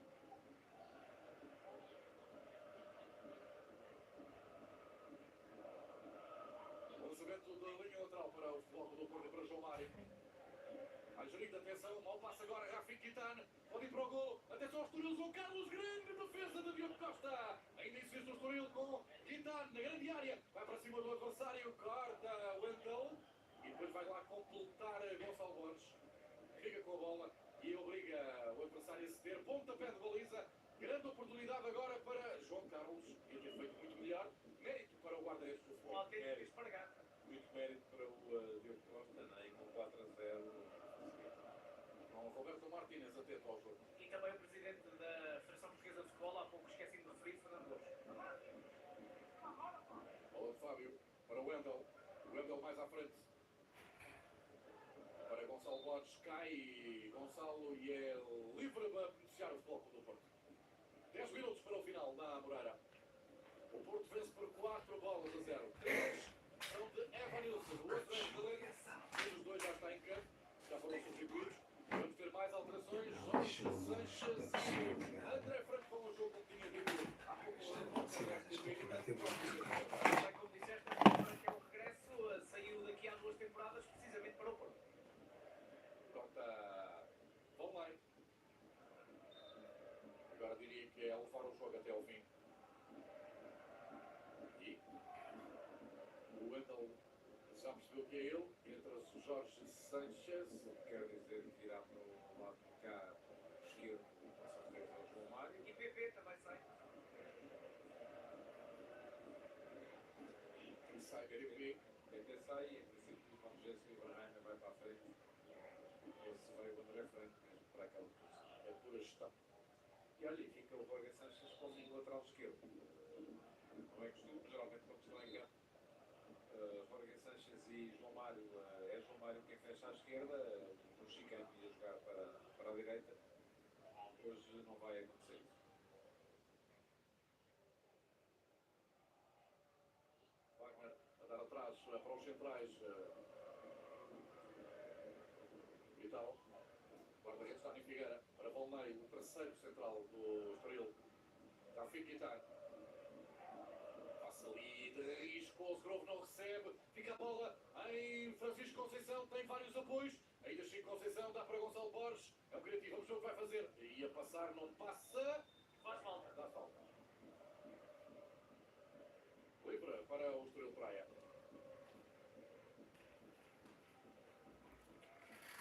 Aqui está o lance de Gonçalo. Depois acaba por, na passada, derrubar e que inadvertidamente vai continuar a falta. Agora já não pode.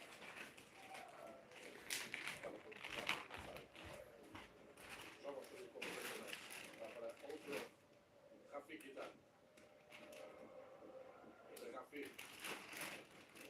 A parar. Agora com o Osgrove outra vez.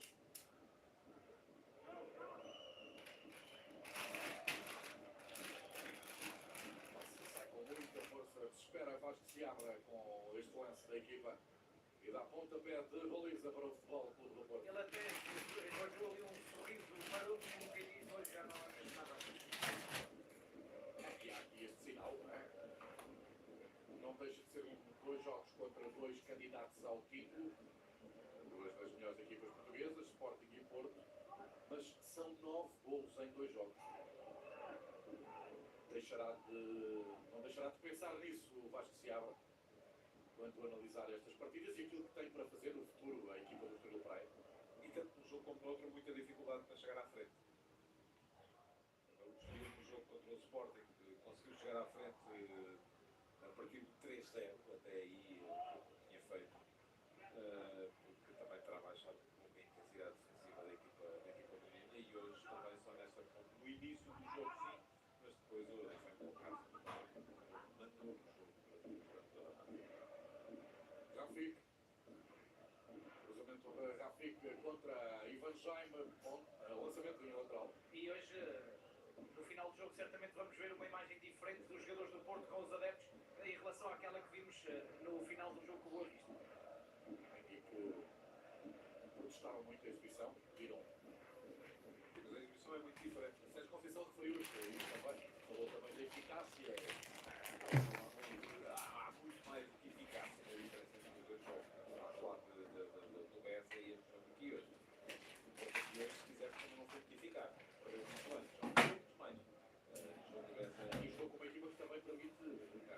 gosta de jogar. Não que o Boa Vista não gosta de jogar. Tem uma forma diferente de o fazer. Fábio. E Van Rijn.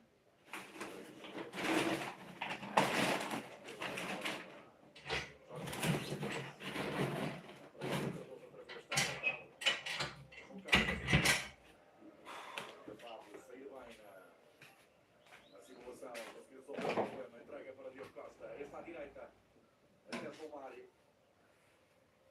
Já saiu da pressão, vem agora para o ataque, faz ofensiva com João Mário.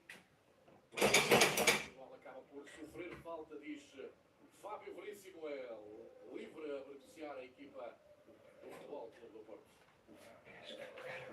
Não esqueça que amanhã há futebol. Amanhã, quarto para as 9 da noite, Benfica-Braga no Estádio da Luz e em direto no canal 1 da RTP, na RTP Internacional e na RTP África para todo o mundo. Jogo de cartaz destes oitavos de final da Taça de Portugal. Um dos candidatos ao título, ou aos títulos, ficará de fora da prova rainha, Benfica ou Braga. Já a seguir na RTP3 vamos ter a análise a esta partida e também as entrevistas aos protagonistas do jogo.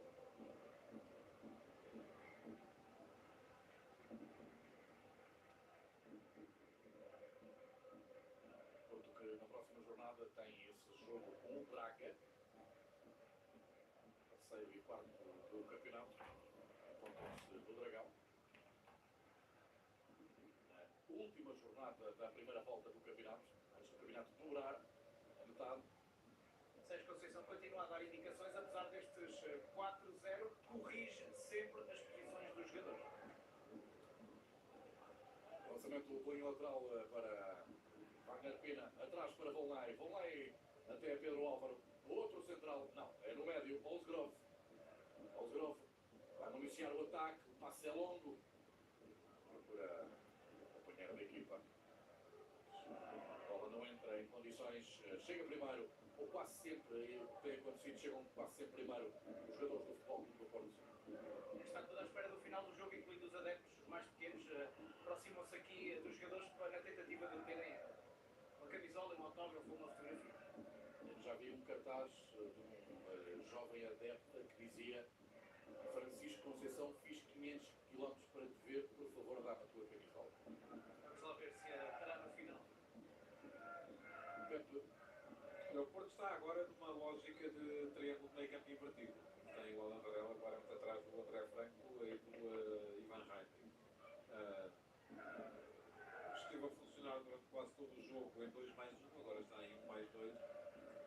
Está também sobre a Conceição, com certeza, a experimentar coisas. Uma coisa foi constante duas coisas foram constantes durante todo o jogo de hoje. Uma delas Olha, cá está, desculpa, cá está a camisola e aquela pequena adepta. O nosso realizador foi encontrá-la. Desculpa, continua. Estava a dizer que duas coisas foram constantes durante todo o jogo, uma delas a abertura dos extremos, sempre a darem largura, ao contrário daquilo que vinha a ser habitual ultimamente, e outra,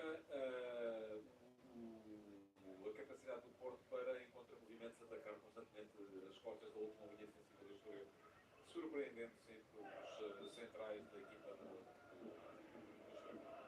Aqui o golo de Evan Nilsson, o primeiro, o segundo é de grande penalidade, a primeira é de facto um golo extraordinário. Este é o terceiro, já na segunda parte. O homem do jogo, a trica de Evan Nilsson nesta partida.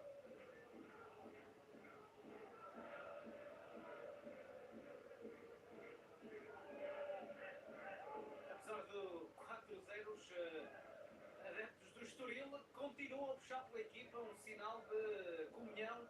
Se marcarem mais um golo, ainda podem pensar em recuperar. Atenção. Leva com a bola na face, parece-me, o Matheus Fernandes. O árbitro preocupado foi lá saber se ele estava bem, não sei se na face, na zona do pescoço, mas foi mais um susto que outra coisa. Também com este frio não deve ser fácil, e é um lance até arrepiante. Aí estão os adeptos do Estoril, isto fazia menção ao repórter da RTP. Vamos a chegar ao minuto, aos 90.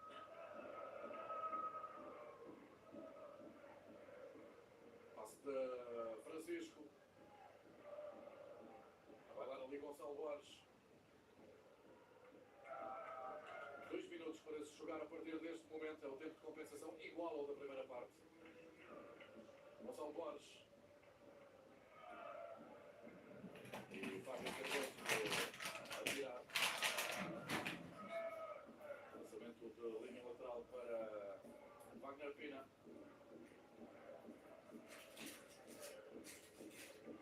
Pois é, Matheus Fernandes que bate para o meio campo do Futebol Clube do Porto e para a junta grande área onde Diogo Costa tem que sair de cabeça. Não creio que ele estava dentro da área, não? Não sei. Ele sai fora, sai fora. Matheus Fernandes. Vidal. Bruno Vital ainda com a bola. Está para Pedro Álvaro. António, a vitória tranquila do Futebol Clube do Porto, mas fez por isso. Sim, tranquila, normal, justa. Foi a melhor equipa, o Porto, desde ali 5, 10 minutos no início de equilíbrio, que deram a ideia de que o Estoril poderia vir a discutir o jogo. Mas a verdade é que depois começaram a notar as nuances estratégicas da equipa do Futebol Clube do Porto, que hoje não creio que tenha surpreendido o treinador Vasco Seabra pela colocação dos dois extremos bem abertos no campo, porque olhando para o 11 já se percebia que isso ia com certeza acontecer, mas foi sempre capaz de explorar aquela que é a maior dificuldade desta equipa do Estoril, que é o controle da profundidade nas costas da sua última linha. Não é tanto por jogar subida no campo, é mesmo por não estar capacitada para este tipo de contramovimentos que a equipa do Porto foi 100% capaz de fazer e agora mais uma oportunidade, neste caso do Gonçalo Borges, que acabou por estar ao lado depois de sair da chegada do Ronaldo. Mário de Seabra vai olhando para o relógio e pede para que o jogo acabe porque percebe que hoje nada correu bem ao Estoril, também por muito mérito do Porto. Não há mais nada a retirar deste jogo por parte do Estoril. Não terá fatigado demasiado os seus jogadores, tendo em conta o campeonato, e é essa a única coisa positiva que o Estoril tira daqui. O Porto ganha com goleada 4-0 frente à equipa do Estoril Praia. O Evanilson em destaque marcou 3, o outro foi de Galeno. Já voltamos para as despedidas a partir do estádio António Coimbra da Mota.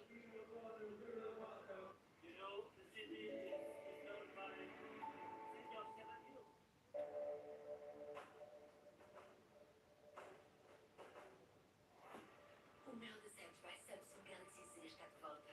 A partir de 3 de janeiro, acompanhe os mentores Vigor, Minicat e Nive numa jornada musical inédita. Viva o processo criativo com os nossos artistas, desde o estúdio até ao palco. Não perca os 6 episódios exclusivos na TV do Mel e em meldesantos.sap.pt.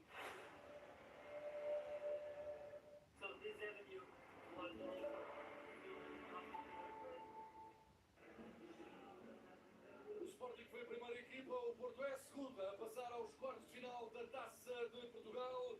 Os Dragões venceram na Amoreira por 4-0. 3 golos de Evanilson aos 24, aos 30 de grande penalidade e aos 56. Já na segunda parte, Evanilson até quer levar a bola para casa e Galeno fechou a contagem aos 76 minutos. Já a seguir, na RTP3, siga toda a reportagem desta partida, as entrevistas aos protagonistas. Amanhã não esqueça, quarto para as 9 da noite, às 20h45, o grande jogo de cartaz desta ronda da taça, que vai opor Benfica a Braga no Estádio da Luz. Quanto a nós, boa noite, tenha o resto de uma boa semana.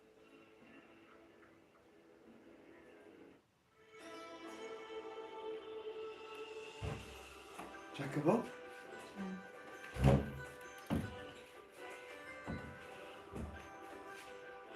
Não estou prestando muita atenção.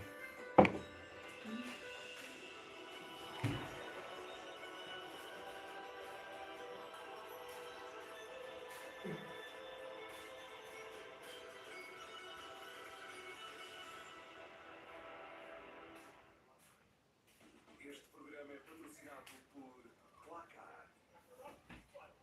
Supermercados Super. Deixa eu terminar então isto.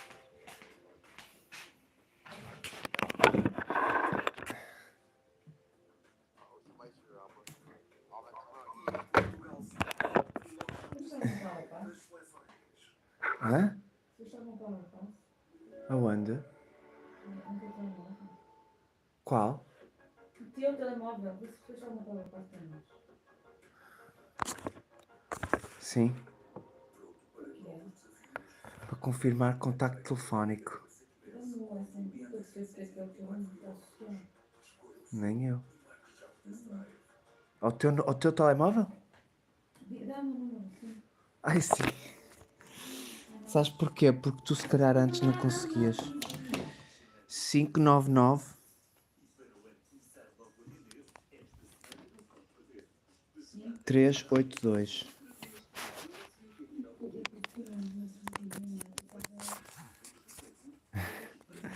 Sorry, guys. Okay, so I was just at the football just finished, guys. I was just at Gigi's and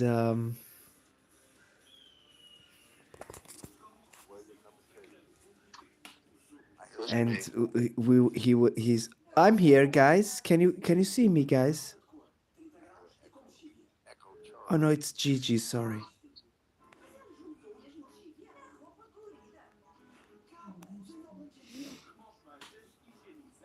Nice house, bro.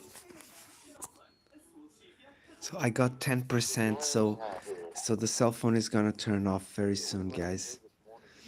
Thank you for joining us. We had a good game. We beat them for the Portugal Cup. My fireplace just started to burn, so I'm very happy, guys. I'm watching my friend Gigi.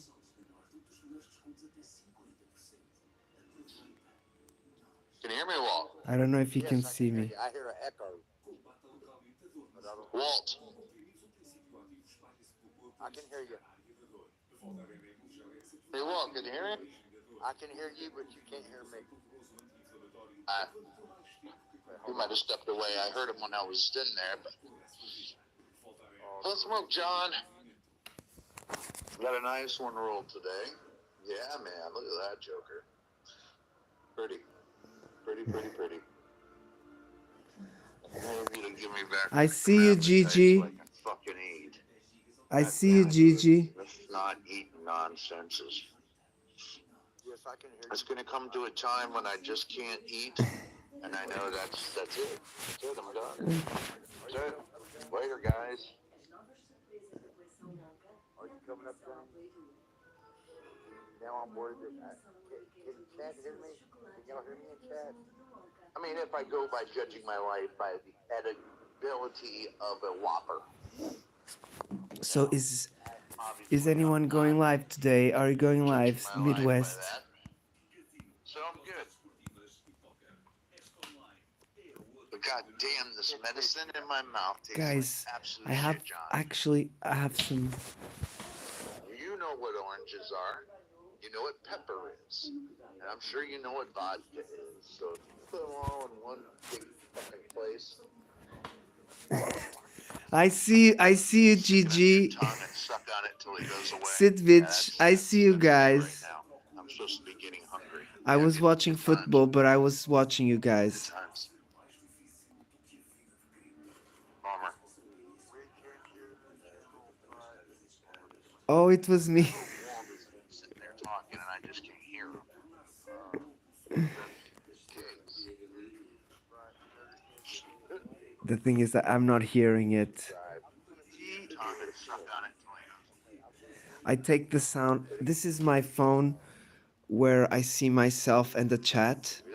But now I don't need it actually. Guys, I wanted to just make a quick reaction video of some stuff that just came out of the Miami. So I know Sidvich doesn't believe it, but I wanted to show you this, Sidvich. Okay, so this guy here, this guy is good, Sidvich. Okay, I thought This guy is good. that's pretty much the end of it. That's most of the information. Okay, nice one. Just listen, Sidvich, and Repeating the same info. But oh my goodness gracious me, man! When I thought I was going to put it to bed, more stuff came to no, light. it's not the USA. It's the USA government, Sidvich, and military. It's different. So I need you to try to The help higher me ups. find out if this is real, man. You just need to have an open mind. Okay, let's do a quick reaction video, okay, Man, guys? I mean, I can't even tell you. Okay, so this guy, he's very It's a very funny. eclectic range of. I hope comments. Susan Some A, saying it's she knows totally him. real. She Some will saying ask that him not it's to demons, block and us. there's no such thing as aliens. It's demons and fallen angels. Some people are saying it's a There's complete some new conspiracy videos, theory. guys. Some people are saying this is it. The world is going to end, mate. This is going absolutely nuts. But you are going to be absolutely blown away by especially two of the videos. I'm going to show you a couple of the witness statements, okay, that you may have seen already, but I want to just sort of break it down. It's But the there's gonna people, be, Sidvich, like that last I'm one, trying to trust. It's the two people. videos this time. Although Like I say, there's only a to blow few, your it's mind, okay? There was one this video very that I few didn't could be actually show lying. you We the other know day, which that. I've seen before, and I've watched it twice now. But like the second time, I was like, no, I don't really want to pay much attention to this too much because I want to break it down when I speak to you guys. The first one, what should I do? Yeah. So the first one is somebody claiming that his dad works for the Miami police. Okay? In fact, coming up as sheriff of some sort, right? And he's saying, I can't talk about it, right? This is the video. My dad's a police officer in Miami. And I mean, like, he's even running for sheriff. And I just talked to him. He didn't say anything about that. Hey, did you, have you been seeing the alien stuff? Did you see that at the Bayside? Are you serious? I can't hear you. Why can I hear you? You're joking. You're joking. Did they tell you not to talk about What's it? wrong with my shit? Maybe you're not talking. Pop up again if you're talking. He says, I know what you're talking about, but I'm not allowed to talk about it. Can you at least say, like, whatever? So they're saying it's like a fight broke out. Why did they send so many police cars? Yeah, a bunch of kids with sticks. Remember, this is a bit of a joke. Right, so the thing that I Well, I thought he was talking. think is a little bit suspicious about that is because if that is legit, do you know how much shit that kid probably would have got into if he recorded his dad, the future sheriff, and started putting it on TikTok, mate? Like, what the actual F? I mean, maybe they've got a damn good relationship. He just called his dad dude and stuff, so maybe Yep, they've got a pretty exactly. tight relationship, like a friendly Not the media. The relationship, media but have maybe shut up about I this, wanted to show you that one Sidvich. anyway. Also, I want to point out, at first, I showed you, my very first video covering this was about the shadows out on the street that people were claiming to be aliens. And then I sort of debunked it. I said, actually, do you know what? It turns out after the HD video was released, it looks like it was actually 2 or 3 police officers just walking down the street. But then I saw another video today, right, that zoomed in, and they were looking at the perspective, like, or the size comparison of these beings, humans, police officers, whatever, in comparison to the police cars. And I've got to be honest with you, they were a lot bigger than what you would imagine somebody standing next to a police car would look like, right? These things look pretty damn big. So go back on my other one, and because I've got so many videos I want to show you, and we want to get to the grand finale. In fact, there's 2, right? There's 2. Everyone's I wanna do a making live money. investigation with you right now. Oh. And also the last one I'm going to show you is absolutely My crazy. messages Look, go are back and look at the appearing HD there. version Get and out of see here. how big these people are in comparison to the police car. Okay, so that's the first one. Check this one out as well, right? This one I'm going to break down. Okay, because what he says, similar to the other thing, is it. Sidvich, I'm quite sure they are testing new tech. Either some kids that had access or some other guy. We all saw exactly what happened. Don't pay attention to a lot of the videos that are out there. I feel like a lot of people are trying to use this for clout. But what happened, we all saw what happened, and it's pretty serious. you know, it's been a few days, and you know, our whole family's processing it, but I think we've kind of like Jimmy just joined the accepted that we were party. a part of this Sidvich. experience and moment. So basically, what happened was I was there with my brother. Yeah, Brian, you better stay my here sister so you Renee. fall asleep, We were looking because for if you come by to my Gigi's, nephew, and then we you see will the whole join crowd of later people and you will outside the stay store on the live just running out until in tomorrow. directions. 20 You know, as soon as we saw the 46 van, we were hours. like, oh shit, you know, what's going on? So we Don't immediately do ran that. out with our nephew, and we picked him up and we ran out and we followed the crowd. And then about like a few seconds later, as soon as we started running, my nephew, he's autistic, so he was pointing behind us and he was saying "Blanky," which he'll usually say whenever he feels unsafe or scared. And he was Yes, behind yes, us. I know. I mean, Wally, Me and my sorry, brother, we look Sidvich. behind us, and then we see these 3, 9, 10-foot tall creatures. I'm not gonna say aliens. Mate, 9, 10 foot.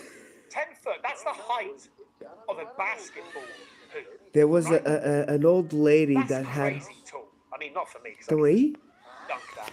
Ah, Everyone look, there's a keeps saying cat it's just aliens. here. I'm not saying aliens. Wait a 'Cause second, I don't know guys. what it was. None of us really knew everyone. All of us stopped in our track. We, you know, a whole bunch of people were pointing at it. I mean, there were other people running. You know, there was a crowd. As soon as it made itself more apparent, it looked like it was glitching. Not like a... See, when he said glitching, that's the same thing as the graffiti artist said on the last video that I showed you. Glitching. He kept on saying about glitching. Now, the argument could be, well, they're listening to other people's stories and they're just sort of like creating, you know. It's also a bit like that phenomenon of sleep paralysis, where the question is, why is everybody seeing the same thing?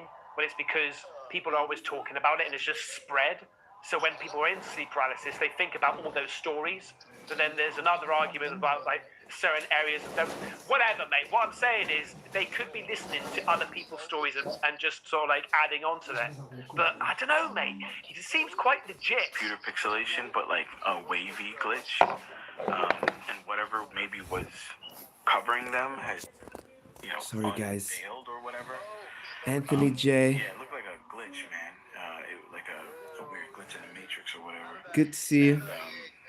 And then you could see it in its full form, all 3 of them. And then, you know, they were all black. You saw eyes. Sidvich, tell me something tomorrow if you want to hang out a little bit. But, yeah, I was about I don't know, maybe at 20 around feet away.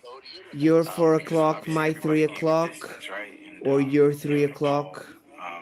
I can't remember. my 2 o'clock. Yeah, more or less that Is it when time. you look right, you're remembering, and when you look 6 left, you're... max, because Top right is remembering, top left is I'm gonna have imagination. to I do can't remember if stuff it's that way or the other way. You tell at me. the end of the day, probably We all go and just, get like, my kids. looked at them. They were just standing there.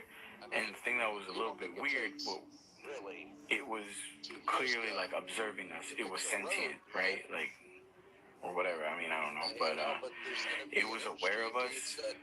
It looked at us, the whole crowd. And then as soon as it started walking with its big legs, like, kind of like, it started like almost glitching again, we all ran. My brother, like, immediately said, yo, let's go. He grabbed me by the shoulder. We bolted out of there. And for anyone that's like saying, you know, where's the footage? Yeah, I know. I don't have any footage. And I'll explain why. Because, like, when I Canta saw it, bem. I was in complete fear. It was something that I completely froze, man. I don't care if I sound like a bitch about it. Like, I know em direto. But this is what I'm sorry, but this is what I said on the last video, okay?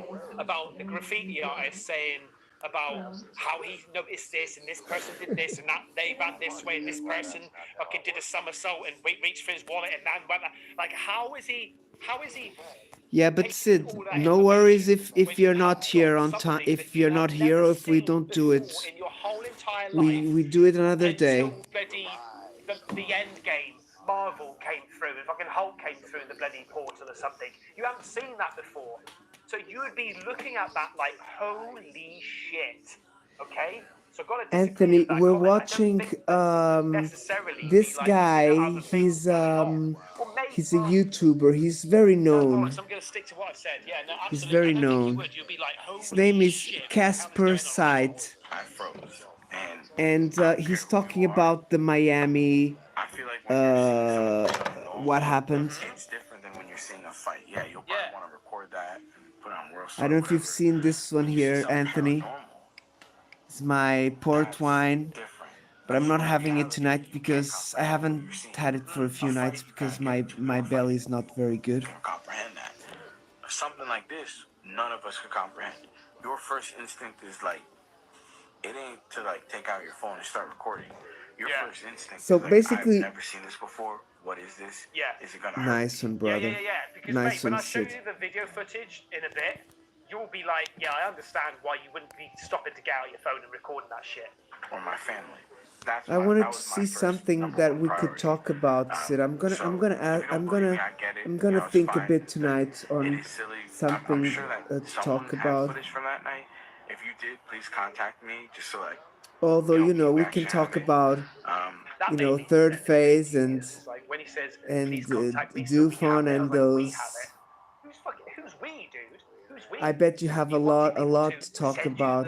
Footage so you can get rid of But it. look, I'm saying we don't need to go live. We can do a private stream. I don't know what's going on here. I'm just throwing down the evidence. I'm not too sure. I believe this one here, the bottle. This went on, I'm not too sure. However, the more footage that comes the out bottle there, is again, 1940s, bottled in So anyways, as soon as the creature started moving, bottled in 1980s. And Sid, wait a second, I'm gonna get you the other two I got here. Wait just a second. A whole sea of cop cars, man cars, where other ones were coming in, and we ran with our nephew, and then a cop stopped us. They took us a little to a bit of a safer area behind the cars, and they asked us what we saw, and we told them what we saw. They wrote it down, and they asked everybody to check their phones. Not everybody, because there was mad people like running away too, right? That makes sense. Okay, so Not many, this one here footage of this guy is the police asked for the footage. And I did hear another comment that's saying that there isn't any footage because there was some sort of electrical interference. Yeah, we can talk a little bit about the war. But then that would disagree with, Sid, there's some things that I don't like to talk very publicly because it involves countries of people we are friends with.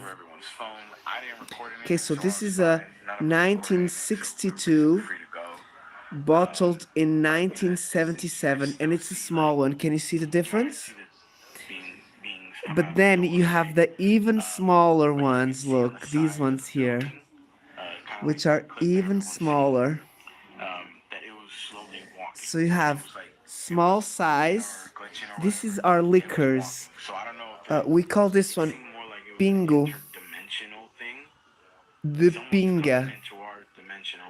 And if we read it, it's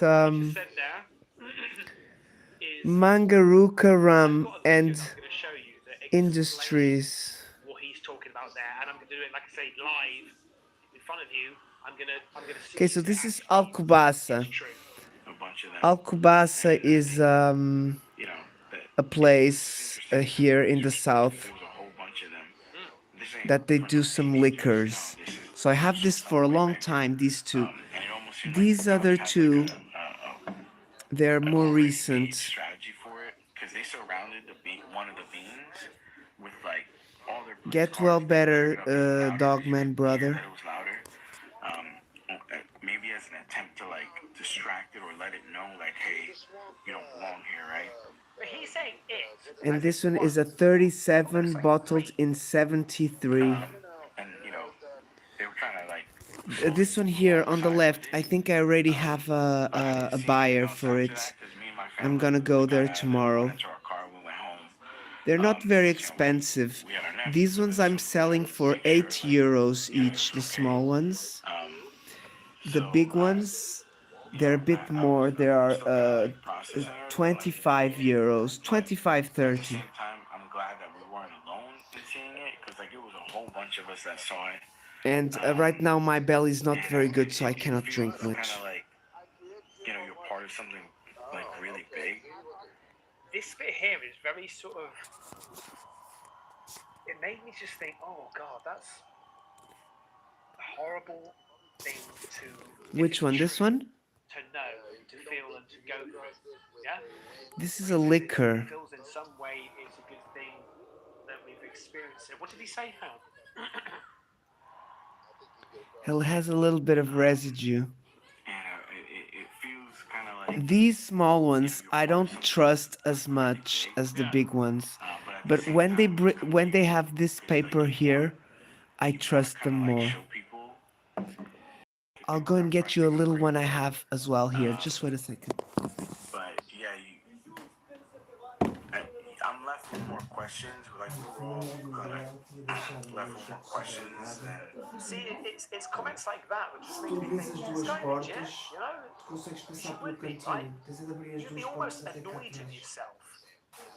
If you experienced something like that, you'd be annoyed with yourself because you didn't take it in more, like digest what was going on. Really look in, take video footage. Guys, I also have this one here. Because you would be Country boy, good to see you, brother. Anything else? I have this one here, which is Fundador, and it's Spanish. Jerez la Frontera, Pedro Domenech. And this is And it was like they were pretty tall. You could see some cognac or something like that. Dark, like and shiny, but I can't tell if it was like a wet shiny or like a metallic shiny. Jerez la Frontera is in Spain. Yeah, I mean, yeah, long limbs, long fingers. They were definitely humanoid in shape, and shadowy. Okay, so I've drank this one already. Look, guys, it's finishing. Look, it's in the middle. But I don't like very much.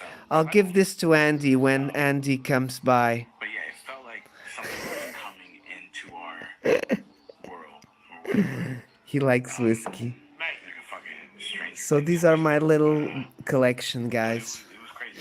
Like, right. So make what you think of that. I don't know. It is what it is. Okay, but this was the. Okay, so he's gonna go to another camera videos. Some other videos have been coming by. Hello, Curbside. Good to see you. Out on the street shooting up, there's going to be a hell of a lot of cop cars there, right? Am I guessing? Let's say 5 minimum, right? Oh, nice. Gym is outdoors. If you're talking like 50 kids, you're going to be like, oh shit, this could go down. This could wipe out a hell of a lot of people if 50 kids have got guns and they're shooting everywhere, okay? So that would explain why there's a hell of a lot of police cars. I'm just calling it out, right? I'm just saying. That's all I'm saying. That would American police don't play, guys. They don't play when they're working. Having a little bit of trouble containing it, so they called what is called the citywide 3, which every officer in the city responded. That's why you saw so much police presence for that call to contain that crowd. Now, there is now video going viral of 8 to 10 foot aliens walking around. Right, okay, Yeah. So this is the video that I'm talking about. A lot of people are saying that the actual height of these, although it's terrible footage, the actual height of this in comparison to some of the cars, they look so much bigger. Yeah, they look a bit taller, that's for sure. Unless, you know, it's an optic illusion of the camera. Carrie, sister, good to see you. To you all here today right now that there are no aliens in Miami in Bayside Marketplace at the moment. So it's Friday. I hope you guys have a great. That's it. I had to throw that in there because, well, we've got. There was an alien over there. I saw it. So then this one here. Hang on. Is this the one? Okay. This is the one that I am going to be doing now with you live. But hold up for the last Wait, video, guys, mate, 'cause this it's is new. absolutely crazy. But this one I'm going to do live with you now. Let's go. Right, listen. Let's go. Let's see. They put the coordinates in backwards. They reversed them. Listen, y'all, listen. The Miami incident, right? Or at the mall. I was Sidvich, watching one of the victims. this is your and he future said wife, that it seemed like a Sidvich. portal opened up, and all of a sudden these beings just came through. So it got me thinking. Well, where did they come That's another clue to the next the video that I'm going to show you at the end, mate. from? Well, they had to come through a portal. So just for shiggles, I went to Google Earth, went to the mall, got the coordinates. Flip-flop the coordinates, put that in Google Earth, and just to see where it would take me, it took me to the center of Antarctica. Do you remember when I was talking about how there's an alien civilization in Antarctica living under that ice? Do y'all remember that? Not yet, sweetheart. Sorry, one Sidvich, second. you got your future wife here, Is it not? right Let me here, remind brother. you, there's supposedly a alien race living in Antarctica, and if they were trying to go to this alien base in Antarctica, they swapped the coordinates and ended up at the fucking mall in Miami. Sidvich, we found your future wife here, Sidvich.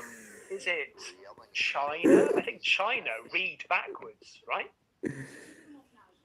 I think they do. I think it's China that read backwards.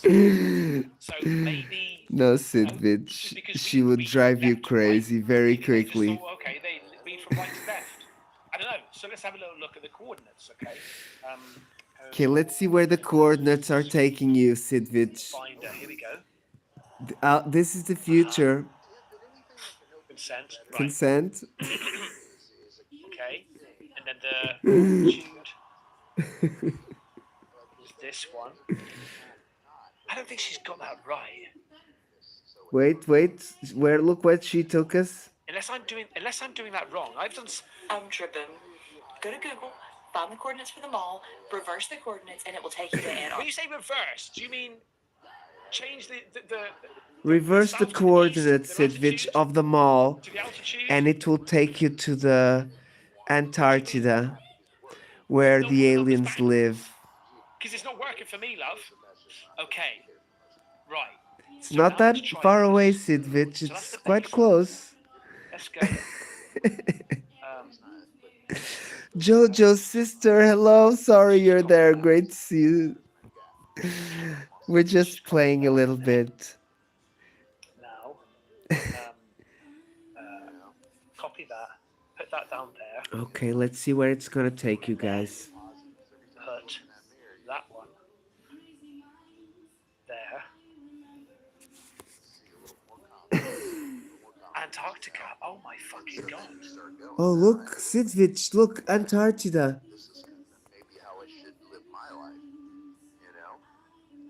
Look, he's dazzled. Okay, right. That's weird. That's weird. Okay, that's weird. That is weird, mate. Right. So the last video, make of that what you wish. This is the last video that I wanted to It's show interesting you, still, isn't it, Sidvich? It's interesting. Let me just say, the footage isn't great. Okay? But keep on watching. Watch it over and over. Slow it down, frame by frame. You will see it, because it took me, I was like, what are we seeing here? It took me quite a few attempts to actually see. Then when you do see it, okay, it's amazing. Now, the footage, again, is blurry as hell. Okay, so she just came out of the I shower. want you to tell me, if you've ever been to that mall, does it look familiar? Is it the mall? Check it out. Yeah, I know it's gonna right there. It is, right there. See, it's kind of hard to see. There it goes. Okay, let it go back. I know what you're thinking. Can't see shit, mate. Hang on. Wind it again one more time. Chapago? You want to be looking right on the edge here, yeah? Can't see right on the edge here. anything. They will slow it down and they will like stop it. I don't see Especially crap. the second section. Look to the right side, right here. Everybody's running. Shit. Boom. Hang on. Okay, guys, they're gonna go back. They're gonna show. One more time. Do it again. Yo, just stay with me. Right here in the rain. Right here. Right there. See it? Everyone here? Yeah, I saw a black I know spot. it's hard to see, but if you look on the very right-hand side of your screen, when they show the very right-hand side, you can actually see like an energy wave, and then something shoot out of You it. can, mate. Trust me, you can. Sidvich. This is better footage. Here we go. Okay, look, you can see it. Look, it's right there. This is the still shot. Okay? Oh, yeah, it's right there. Look at what is all this? Do you see all this stuff here? Right? But hang on, that's not all of it. Take the Hang on. hand away, See this? It's almost stupid. like a watermark. Look, all around here. But hang on. And what is that? Here, mate. This is crazy. This is crazy. And you actually see it Wonderful, Sidvich. Awesome, brother. Have a good night. Come on. You've been more than 30 hours awake. Go sleep, brother. See you tomorrow. Right here. Watch this. Let's go fast.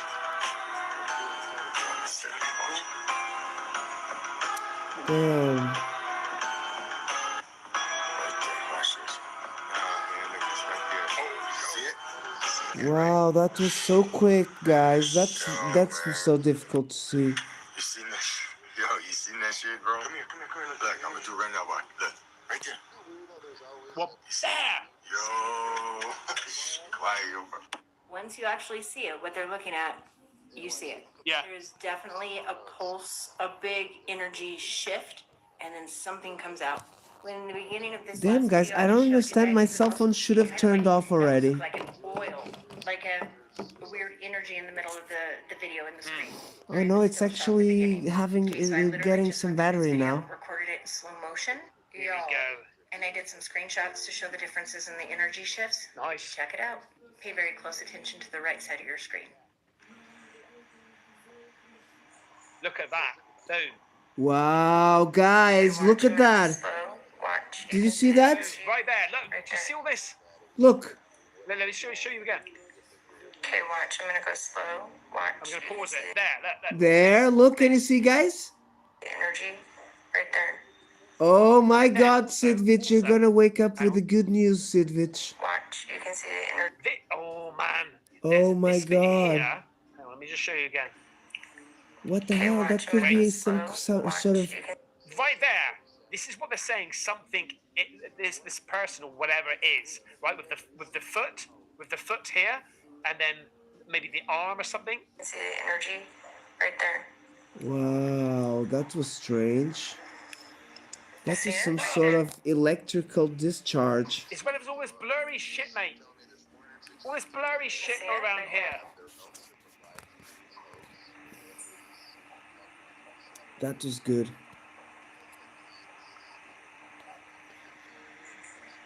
Okay, guys, he's almost finishing. I also wanted to show you some... That's dodgy as shit. Yeah, that's just shadow or something. I know. I'm making up stuff in my head now. I know I am. I've seen an awesome video today from my brother Tennessee. And I'll tell you, that was really good stuff that he got. So let's look for it. You can imagine it. Look at the different, it's kind of like a blast of energy. Yeah. And it changes. Yeah. There's actually kind of a dark figure yeah. in the back of it. Oh, Mr. BB's got some stuff on Miami. Let's just check. But every once in a while, you'll see colorful clouds in the sky, down, it's making the rounds. This is the first time I've ever even seen video footage like this. It's of some sort of a weird-looking creature. I'll leave it up to you. Oh guys my to god, decide. oh, that's I guess if it were CGI. standing, it would be somewhere in the neighborhood of 8 to 10 feet tall, Look, quite look. possibly even taller. Oh my god, what the By fuck? Terry, I don't know any specifics other than that, Terry Scar.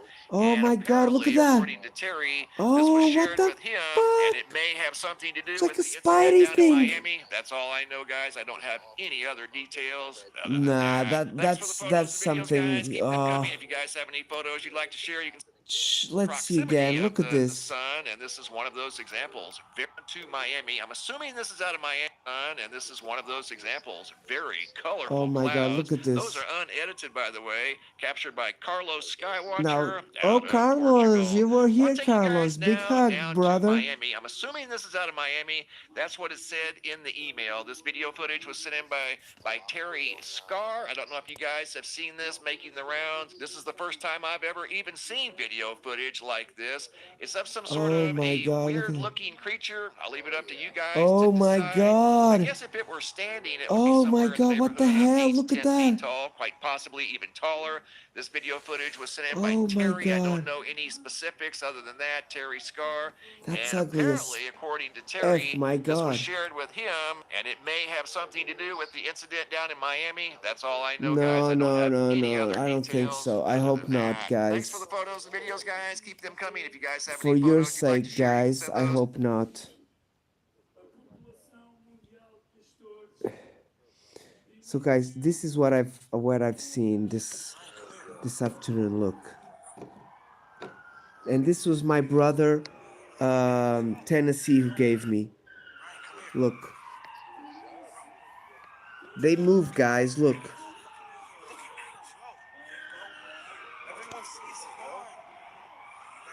Look, they're moving. Actually, maybe not. Maybe just their eyes. Look, their arms just moved.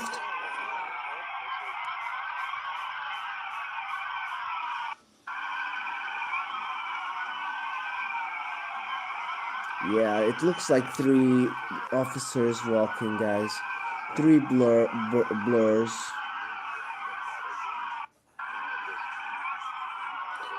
But guys, we have some better stuff coming up.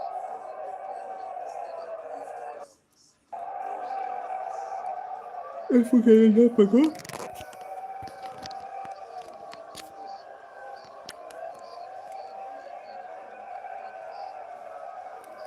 Okay, so this is blurry. Yeah, that's blurry. This is what I wanted to show you guys.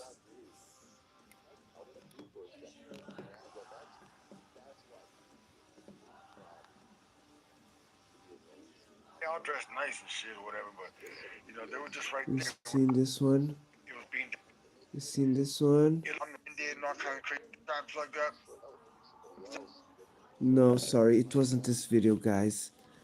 I seen a video today with even a lady was talking about it. She was very good. I think it was here. What's up, my brother?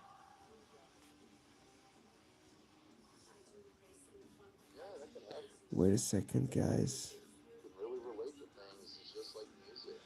Okay, so these guys have been.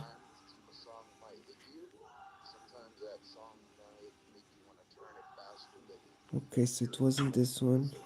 20 feet away, because obviously everybody gave it distance, right? And you know, they're tall. So Do you think he's making it up because he's going in so much description? With Okay, that I 20 think it was feet this part, I guy. don't think he's making it up. He's just more like thinking in his mind, okay, how far was it? Let me just throw a number out, 20 feet. But this story's gone absolutely crazy. I don't even This lady here. Look at this lady, guys. Talk about it, which is weird, right? This lady's crazy. But she I don't know if looks. it was 6 feet tall. Look, I mean, 8 feet tall. It might have been like 6, 7 feet, 6.5, 7 feet tall person, I thought, at the time. And they were just all dark. I just kind of glanced because you can see them because dog man, I had a very old lady at Goofon as well. Dorothy Hawkins. She's the only person I have blocked on YouTube. So I just kept on my She's business. And then 30 seconds later, like 30 she seconds, supports we hear, lies, somebody screaming. So we looking around, and then a bunch of people start screaming. and I can't stand her. Dorothy Hawkins. I won't say her name again. And Sheena's sister, great to see you. I didn't know what to do. So part of Oh, me I'm so wanted to run, glad but you're another back, part of me sister. I wanted haven't to seen you for a see what while. they were Or running we I from saw because, you on Ron's, of A, is course. it worth me Sorry. running? Because I am not all the way in shape. And B, what's going on? So I went to go investigate. And so I started walking the opposite direction. I'm like, move, move. Telling people, whoa, what y'all doing? What is going on? Are y'all crazy or Move. something? So, needless to say, but then I saw another one, and this one was kind of short and wider, and it had like a mask over its, not a mask, but like something over its head, but looked like a shield or something over it. I will, And Dogman, people were brother. running, and I'm trying to see, like, well, wait a minute, didn't they come through the front door? Wouldn't all this panic and pandemonium happen when they first came through the door? How did they just pop out of nowhere? What's going on? I have all these questions going in my mind. I'm a Sagittarius, so I think things. So I'm like, logically, it's got to be some people in costumes. But then I heard like Think a better on that like a jacket. sound I'm coming joking. from It's very the nice. taller I do one, like it. and so I grabbed my grandbabies and we took the fuck off. We took off running. So by the time we got up at the mall, the police were out there like, get out, get out, get out. And so we just kind of ducking, like running, like, what you mean get down? And next thing you know, they started like firing over our heads. So I turned around like, what the? Come to find out that thing was right behind us. And they were And there shooting. were police like lined up and down the road. I didn't hear the helicopter that people were talking about, but it was hella police out there. Please believe. And, Olha este. but we couldn't get out of the parking lot because cars were Listen to this bit. Listen to this. like lined up, everybody trying to leave. So we ended up going to this restaurant across the street, and we went over there and ate, and I literally just made this whole story up. Everything I just said is a lie. Can you see this lady? She's lying, guys. And I was like, oh shit, yes, It's a lie, guys. Sorry, I wanted to play a little trick on you guys. I wanted to show you it because Just it for just goes to Sidvich. show how sometimes you can be sucked into something when you want to believe something, right? Wonderful, That's all I'm saying. guys. I'm not saying this is fake. I'm not saying that the other ones are fake. I'm just saying So, that guys, we're having some concert on the TV. very convincing. It's a band from a TV Finally, we have a video series. that I wanted to show you. And this is crazy. Oh, lá, lá, lá, lá, lá, lá, Many quem é esta? about it. And, É aquela, não é? check this out.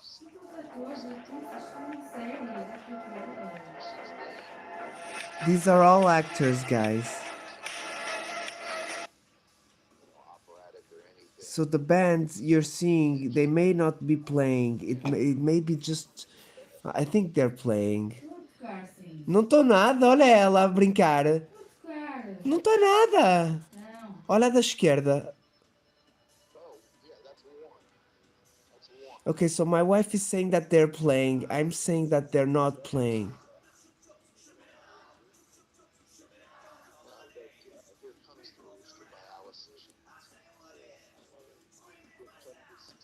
I think it's playback. She thinks it's real.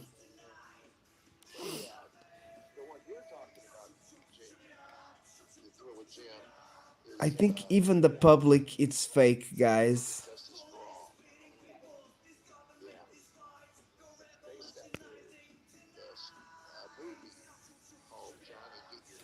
Aquela rapariga não tem aspecto de saber tocar guitarra, desculpa lá. Baixo. A da esquerda. Yeah, guys, this is playback, I think.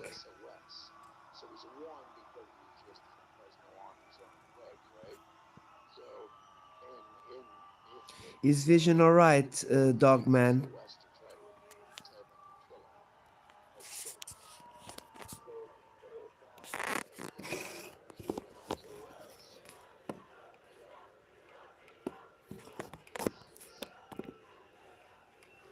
Yeah.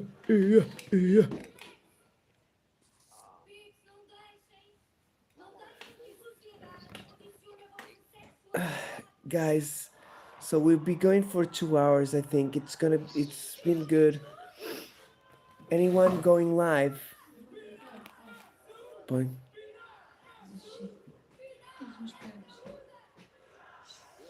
I'm gonna have something to eat, guys, but I'll leave you with my awesome brother Gigi.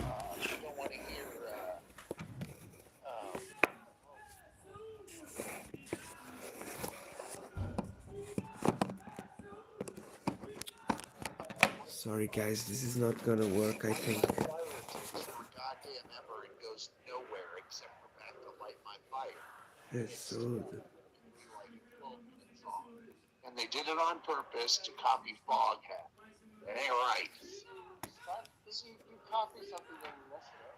They actually, like, that's a quote. They tried to make a Foghat song, and they took one of the catchiest songs that could have been a 3-minute and 47-second tune and rocked it. Because that's what every radio station did with it anyway. I mean, you think it was a radio hit, but you think they were going to play a 12-minute fucking song? Fucking. Yeah, they cut that bitch up into a 3-minute tune, and it was a hit, which is what they should have done to begin with. Man, how can you hear that? Bam, bam, bam, bam, bam, bam, bam, bam, bam, bam, bam, bam. It's like, dude, okay, man, look, that's more. Whoa. That was thunder. Jesus Christ. It's like, dude, Densmore, we know you can bend a fucking string, dude. We got it. It's okay. Got it. Yeah, bend a couple more and maybe do a little triplet or a quad or something. Do something. But he's just and he just goes on and on. And then he gives it back to the organs. And now, yeah, they're all talented. I mean, Ray Manzarek was tearing it up on that song. I mean, yeah, they rule, but that song, dude, somebody whispered in their ear and didn't speak right. The same dude who probably told him, yeah, Jim, you sound like $1 million on LA Woman. Yeah, man, we got to put that out stat.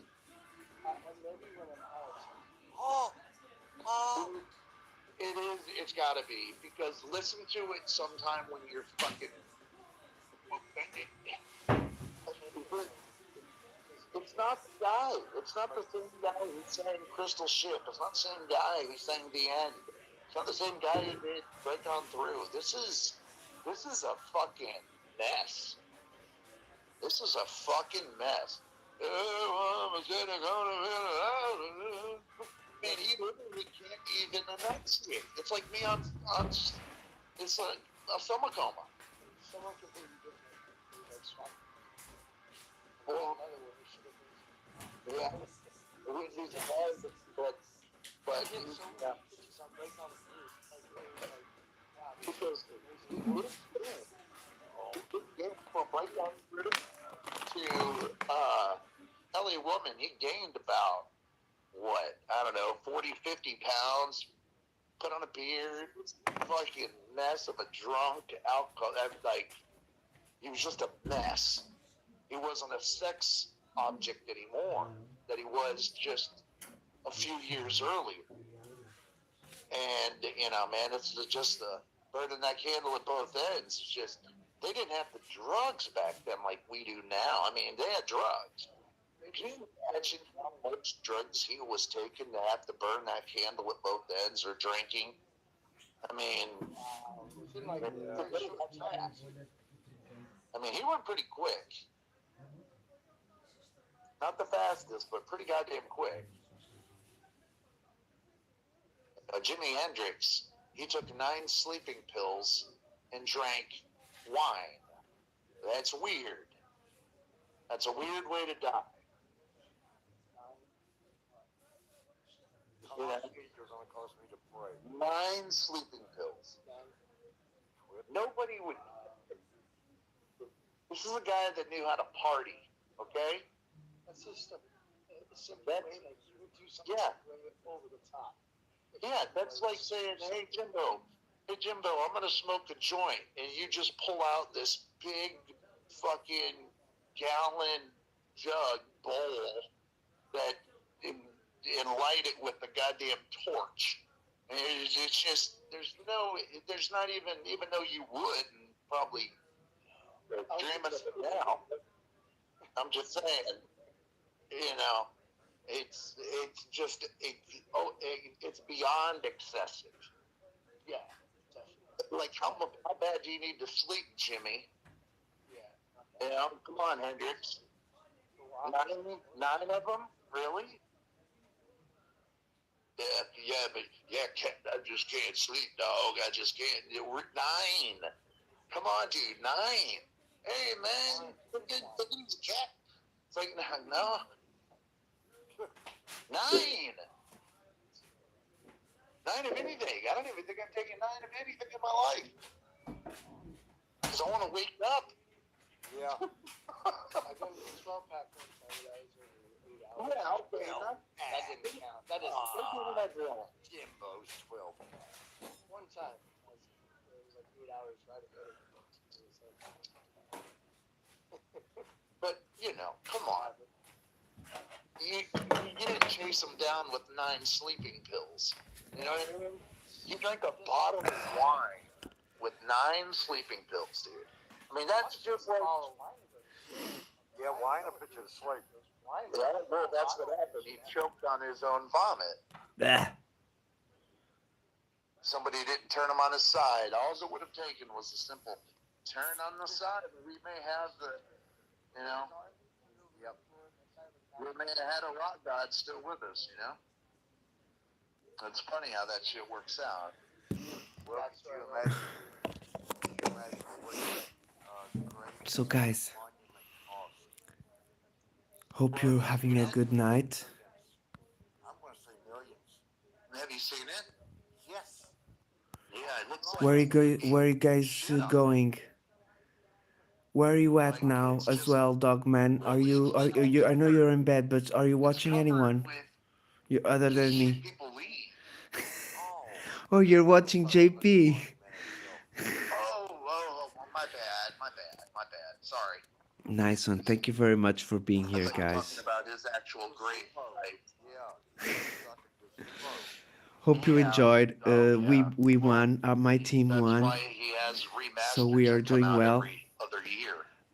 Dogman, you'll join us at Rob's later on in a little bit. Those The underground, yeah. And you, Jojo, as well. The unreleased shit. It's because they. I mean, how do you think they pay for their shit? Thanks, Jojo, sis. Off of that dude since he died. For Rob, Eric's brother. Yeah, well, it's like because you know, at the age of 26, The Mandela effect. you know, that's the last thing you're thinking. We'll take a walk. Oh, yeah. Oh, Jojo, yes. Executive or manager or somebody who didn't fucking deserve it or work for it or light a guitar on fire at Woodstock to earn it. Yes, Dr. Wu. You know?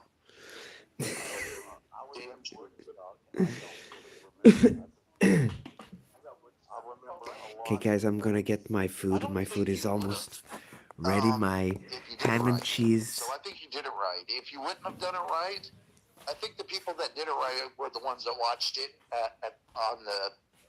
in the movies. Yeah. Because that was the only really way to really appreciate it. And that was even hard to do because the sound sounded like shit. It sounded like ass. It was ass. But yeah, it probably wouldn't have sounded great to you then. It probably would have sounded like, oh my God. Can you imagine the state of PAs back then versus now? Like the size of speakers they can make and create and the sound they can create versus 69. I mean, the state of sound itself is just better. They would have had speakers in the middle of the place. They would have speakers all over the place. But they tried to do it in 99 and fucked everything up, man. Just remember that? When they did Woodstock 99? And they the Limp Bizkit caused a riot. The kids started during Give Me Something to Break. Let's break stuff. Break stuff. Let's start breaking everything. They started legit breaking everything. And it was on a military base. It was on an Air Force base, I think. Yeah. Well, yeah, it was 1,000,000 degrees. They're on blacktop. The water was $5 a bottle. Kids were keeling over dead. They were lighting shit on fire after. I mean, it was more of a punk rock show than anything. Not free love and hippie this and hippie that. It wasn't like over here in Palm Springs when they do do you know what I remember about Naz Lover, good to see you, sister. original 69? I was 8 years old, but do you know what I remember? There was no food. That's Big Brother on TV, guys. Wow. And we weren't welcome in town. I'm surprised that you didn't start eating each other. They didn't. But now, I know we walked for a half a day to get back to the car. Well, yeah, you were all the way in. What's that? Socrates? I don't know. Yep, you were in Socrates and in New York. Socrates. That's where Woodstock was. Or Woodstock, it is, but it's around right near the bigger town of Socrates. I only know that from traveling and touring. But Jimbo, you said, oh, he's not there. No, yeah. You said something about Palm Springs. What Get was it, well Palm soon, Springs? Dogman. Yeah, Palm Springs has, it's like chill. It's like really chill music. And, hippies and gins and cheeseburger.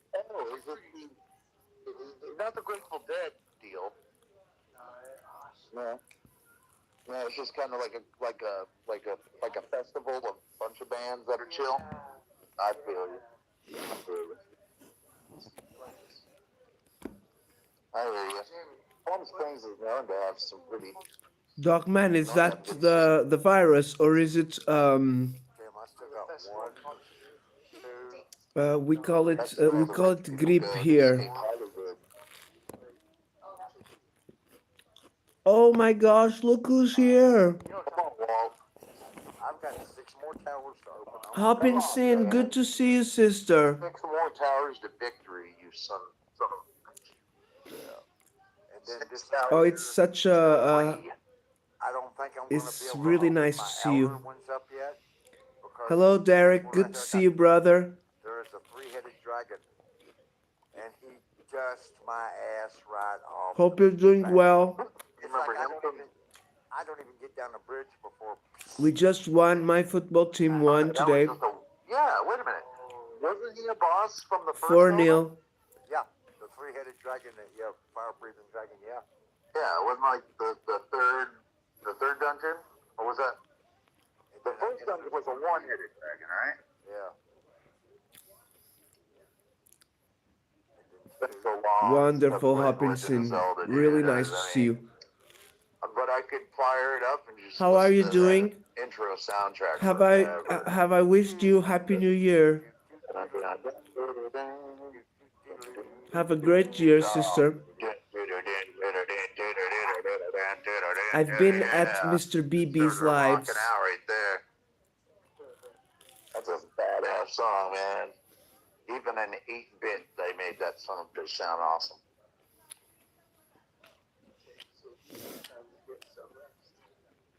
Yeah.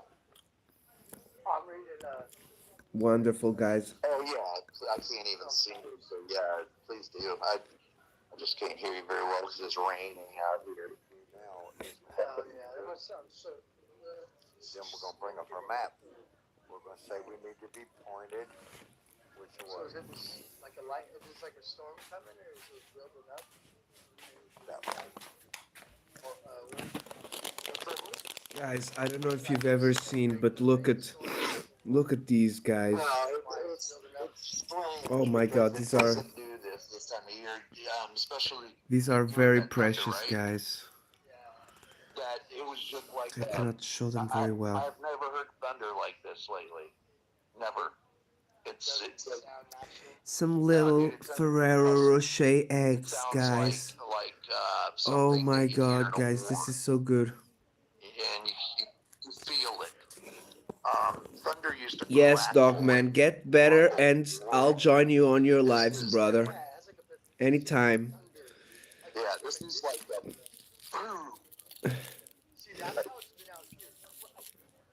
Get your voice, your Dogman voice back. It's I've noticed that it doesn't. Something's off with that. Hopkinson, Just here in Florida. You know? let's do a live, sister. Yeah, it's like something. I'll join you. Your attention, and you're like, "Whoa, shit! I didn't even know what." I'll join your chat, So then I look, and I'm like, and I'll invite some "No, this Skywatchers. is a cold front. Believe it or not, it's gonna get cold. So, whatever that means, cold for Florida is. You know, that could be in 50 below. That's cold. Something that also helps Whereas Walt is probably laughing at me. before we go live, we put a message on our community tab letting everyone know that we're going live. That's a way that helps as well. And it's freezing. You're windy. I'm not sure if you have. I don't know if you have any. If you have me on Facebook, Hopkinson, but I got Facebook, and you can leave a link on Messenger saying you're going live. Fuck Miami today? Yo, That usually helps. I have some friends that do that. They send me the link before they go live, Miami is a beautiful place. and it helps. It's a beautiful place. Look, Gigi's talking about Miami. There's a lot to see. It's a busy town. It's full of culture. It's it is a really interesting place. Got a really cool downtown.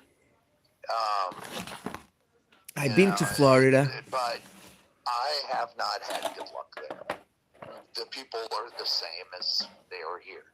But I just have not had good luck there. Never have, and I don't think I ever will. So, Miami can be as debaucherous as Los Angeles or Las Vegas.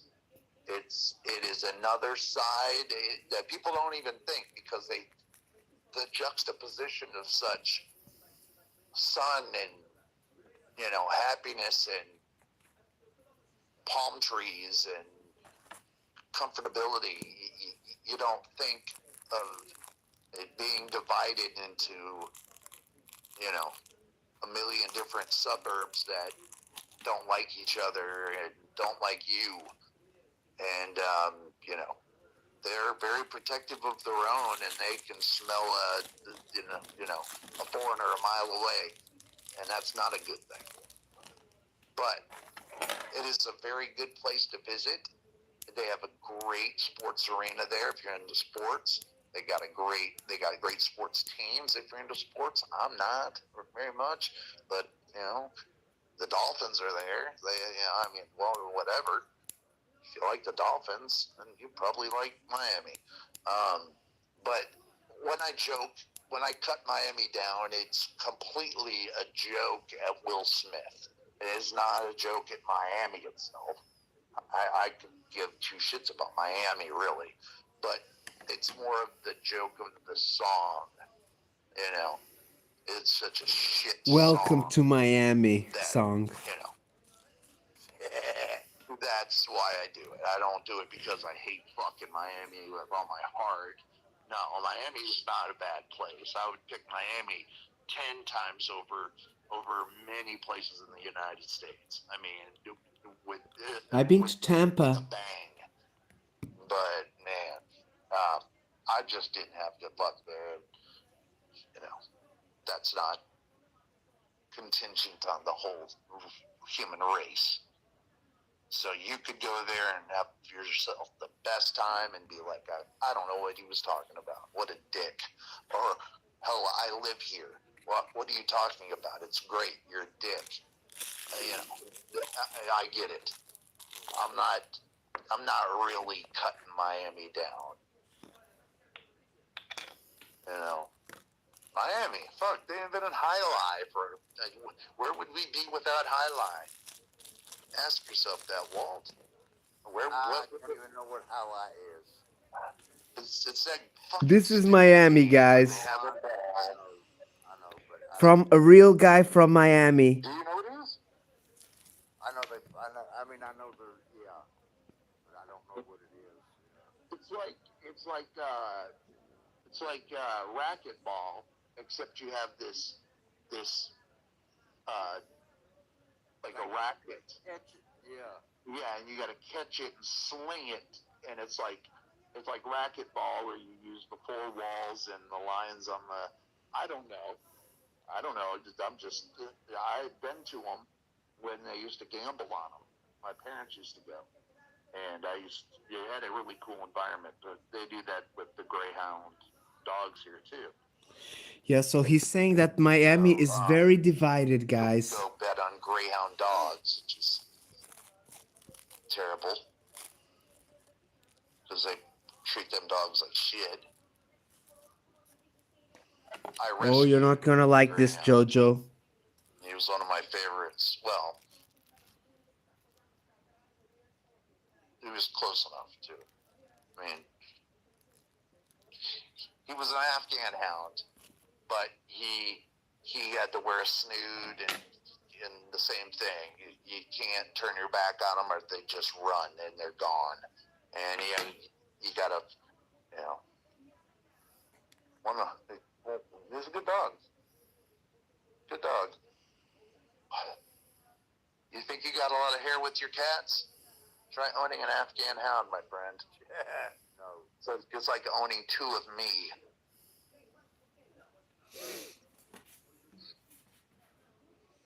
The world doesn't need that much fucking hairs, I'm saying, but no, they're just beautiful dogs and a beautiful place to go. There isn't a place in Florida I would not go. I would go to anywhere in Florida than many places in the United States. Anywhere. I would rival any place here to any other state that I've been to.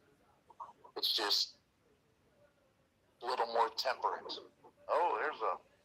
Yeah, it's warm places, like temperament. It's like, it just, I don't know. I don't know. But yeah, we're having a cold front come through, so I can feel We have a cold front now. Yes, Hopinson, you told me. She's not doing good, man, and her joints Ouch, aren't doing Derek. good because of this either, and I don't know what to do about that yet either. I've got to make up a decision here pretty quick. I'm not ready. Not ready to put her down, but I'm ready to put her down. You know, Dogman, when you have a big responsibility, that happens, you know. She can't even get... Brother. Yeah, it's getting bad. But you just have to, you know, keep doing your work. Remember that you're not talking to the walls, you're talking to us, and we hear you. She's a little fucking trooper, man. I'll give you some stage on my channel if you need, brother. I'm just not gonna have her suffer. I will not do that. I've gone through, you know, many dogs, and I've never let any of them suffer, and I've always done them right, and I'm gonna do her just as right, and I'm gonna have to have her.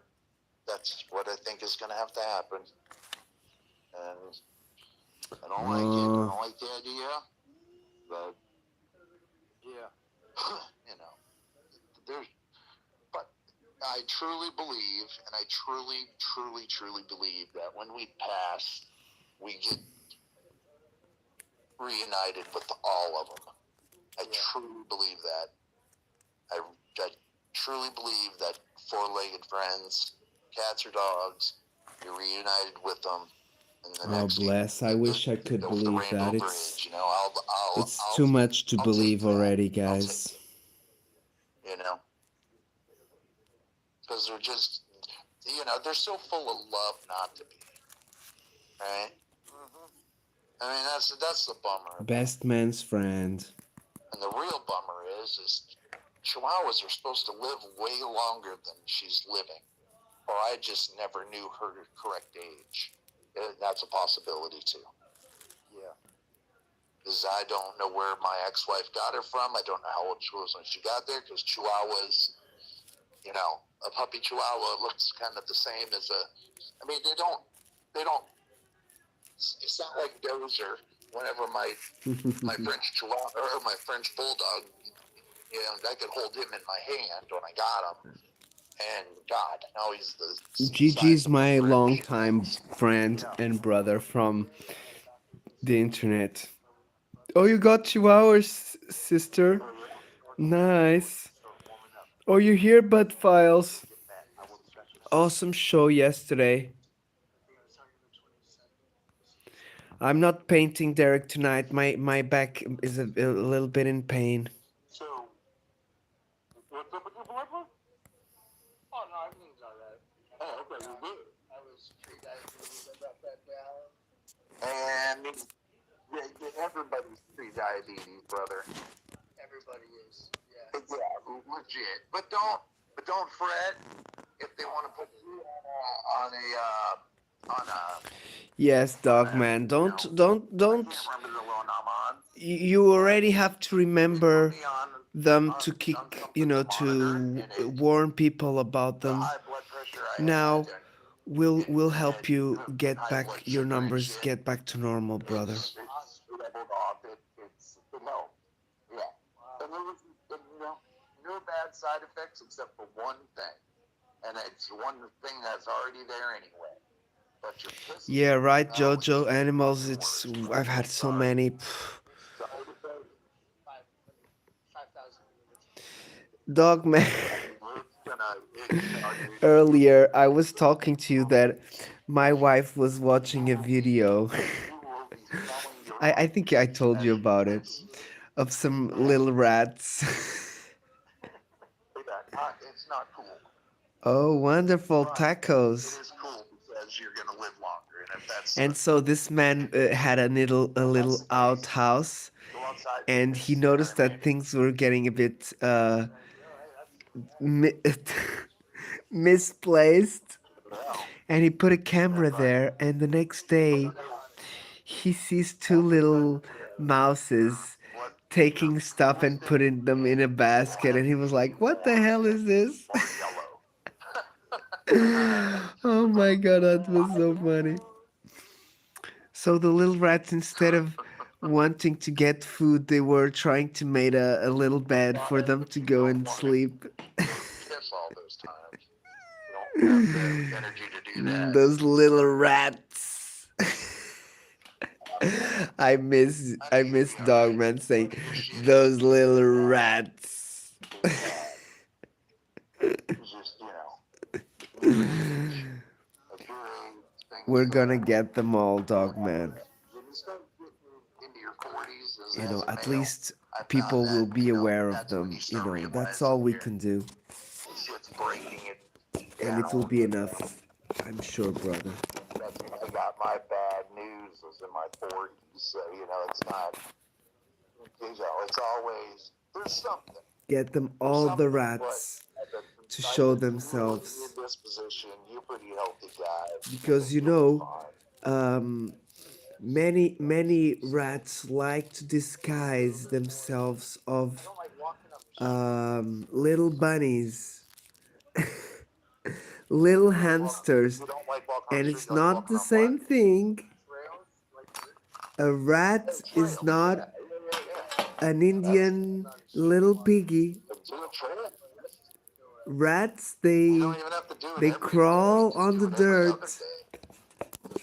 Am I right? Walk on the trail with the boys, get their energy out. No work, Dogman. Just relax now, okay, brother? Get the energy out for the night is what I mean, Just put them down for the night. They'll be bummed out. Oh, Derek, my brother Gigi, right? He's from Florida. No, they're fighting. He's from Florida. Derek. But you trick them. You're like, they don't know they're doing something that's going to tire them out later. They still don't get it. They don't get that for a long time. Wonderful, guys. Okay, so we're just gonna You know what I mean? I'm gonna do this. Yeah, man, get out on those trails.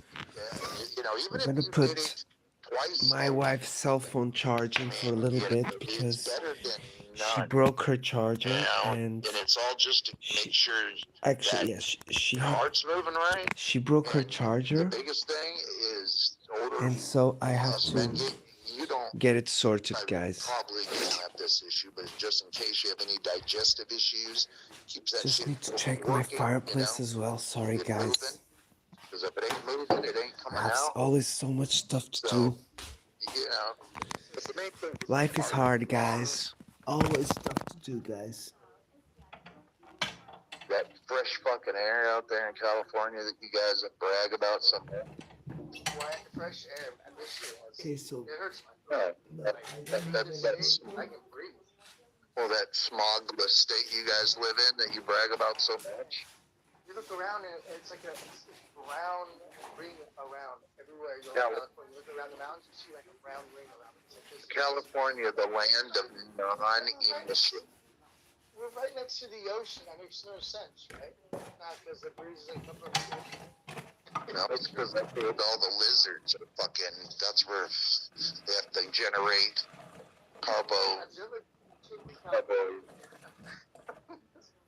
They have to generate heat so they can stay warm all the time. So then it's carbo. What am I smoking? I'm smoking. What does a cigarette have in it that's bad? Carbo. What is that? What's in a cigarette that makes it bad? Why am I having a brain fart? The burning of the cigarette. No, the oxide, carbon dioxide. Hey, carbon monoxide. Hey, it's Thriller James coming through. That's carbon monoxide. Yes, you're right. I said carbon dioxide. That's totally wrong. But monoxide. Yes, you got it. That little volcano thing, that humidifies people, right?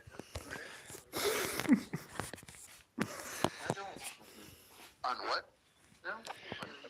Guys, we're watching Gigi, yeah? He's been on a live for, you want to know how many hours he's been live, guys? Look. He's been live for 18 hours. Yeah, I didn't read it on there anywhere where it says materials. Can you see that? 18 hours, guys. Live. Basically, he didn't go to sleep yet, guys. He had some McDonald's. 18 hours, my brother. You know, because of the mess it makes. You know, after you smoke the Yeah, Dogman, have you seen? material, it turns like I never did so many hours. You know, I have to start somewhere, you know. We're in 3 hours now. We just need 15 hours now. Live, not sleeping. Dogman.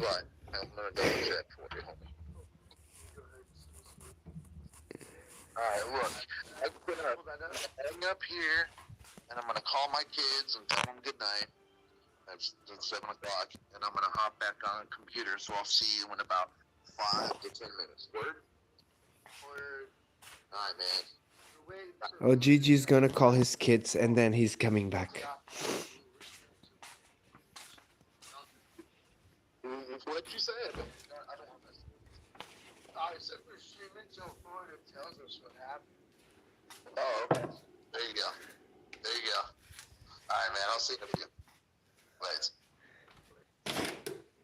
Is that live drive you, Walter?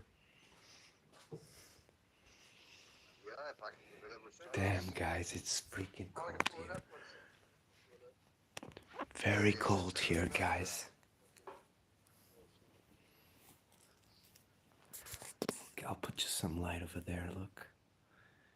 Can you see my crocodile? That's my little crocodile on the ceiling, the shadow.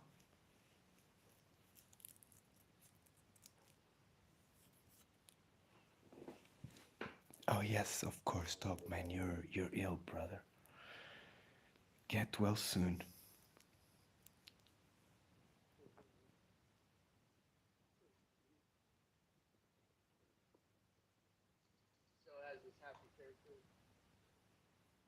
might go off if the doctor calls again. But you know, we got stuff after that. Wow, it's freaking cold, guys.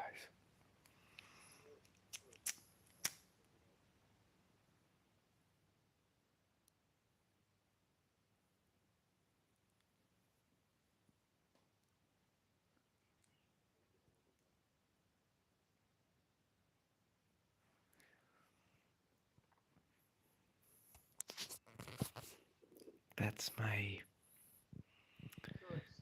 course diploma over there.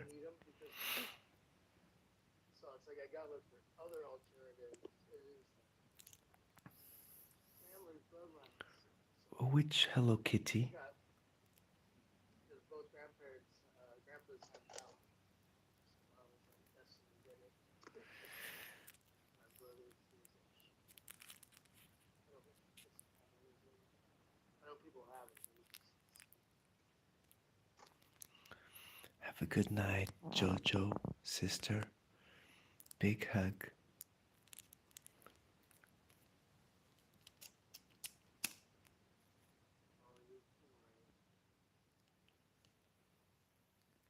Hopefully she will get off at exactly what time she's supposed to.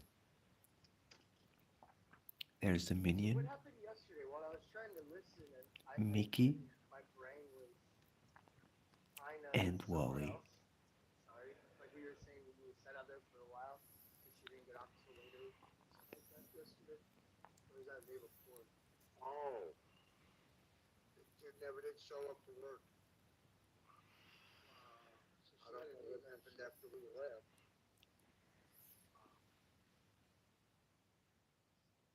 And he was the new guy. Oh, he's gone. Dogman, have a wonderful rest, brother. Get well soon, please, my awesome brother. I'll see you tomorrow. It's not for everybody. Like I couldn't be the register at a gas station. I don't like touching money really when it comes to like transaction shit.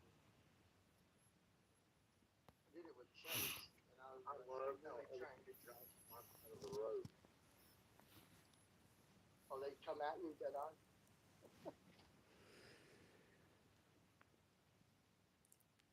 Maybe they're from Europe. Midnight now.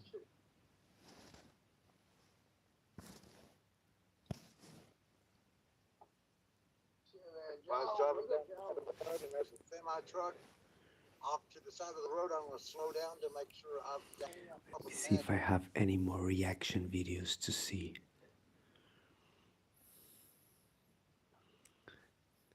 That I watched today. I watched a bunch of them today. Actually, there may be some new stuff coming out. Oh, this is my awesome brother. UFO Senate hearing that they had. Alien scientist, guys. We'll stay a little bit longer with him. If you go to Falcon Space and the Falcon Space YouTube channel, you can click on Senate UAP post-hearing discussion, and you know he's been having some I was there, man. amazing videos, I guys. stood in line and went to the Senate hearing, right? So if I can share that on screen too at the same time. But yeah, I was there with Sean Kirkpatrick where they debunked the Mosul smear video, and you know I had to sit through that painfully, you know, and wait for a small opportunity at the end to discuss just a few of my key points about who's hiding the UFO file and who has been since the Manhattan Project.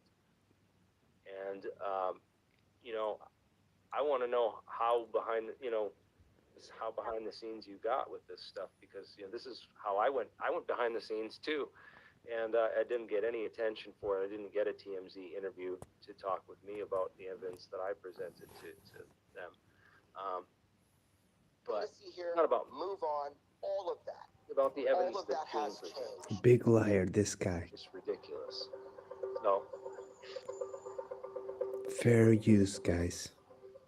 This is we're critiquing. Oh, that's Mo San.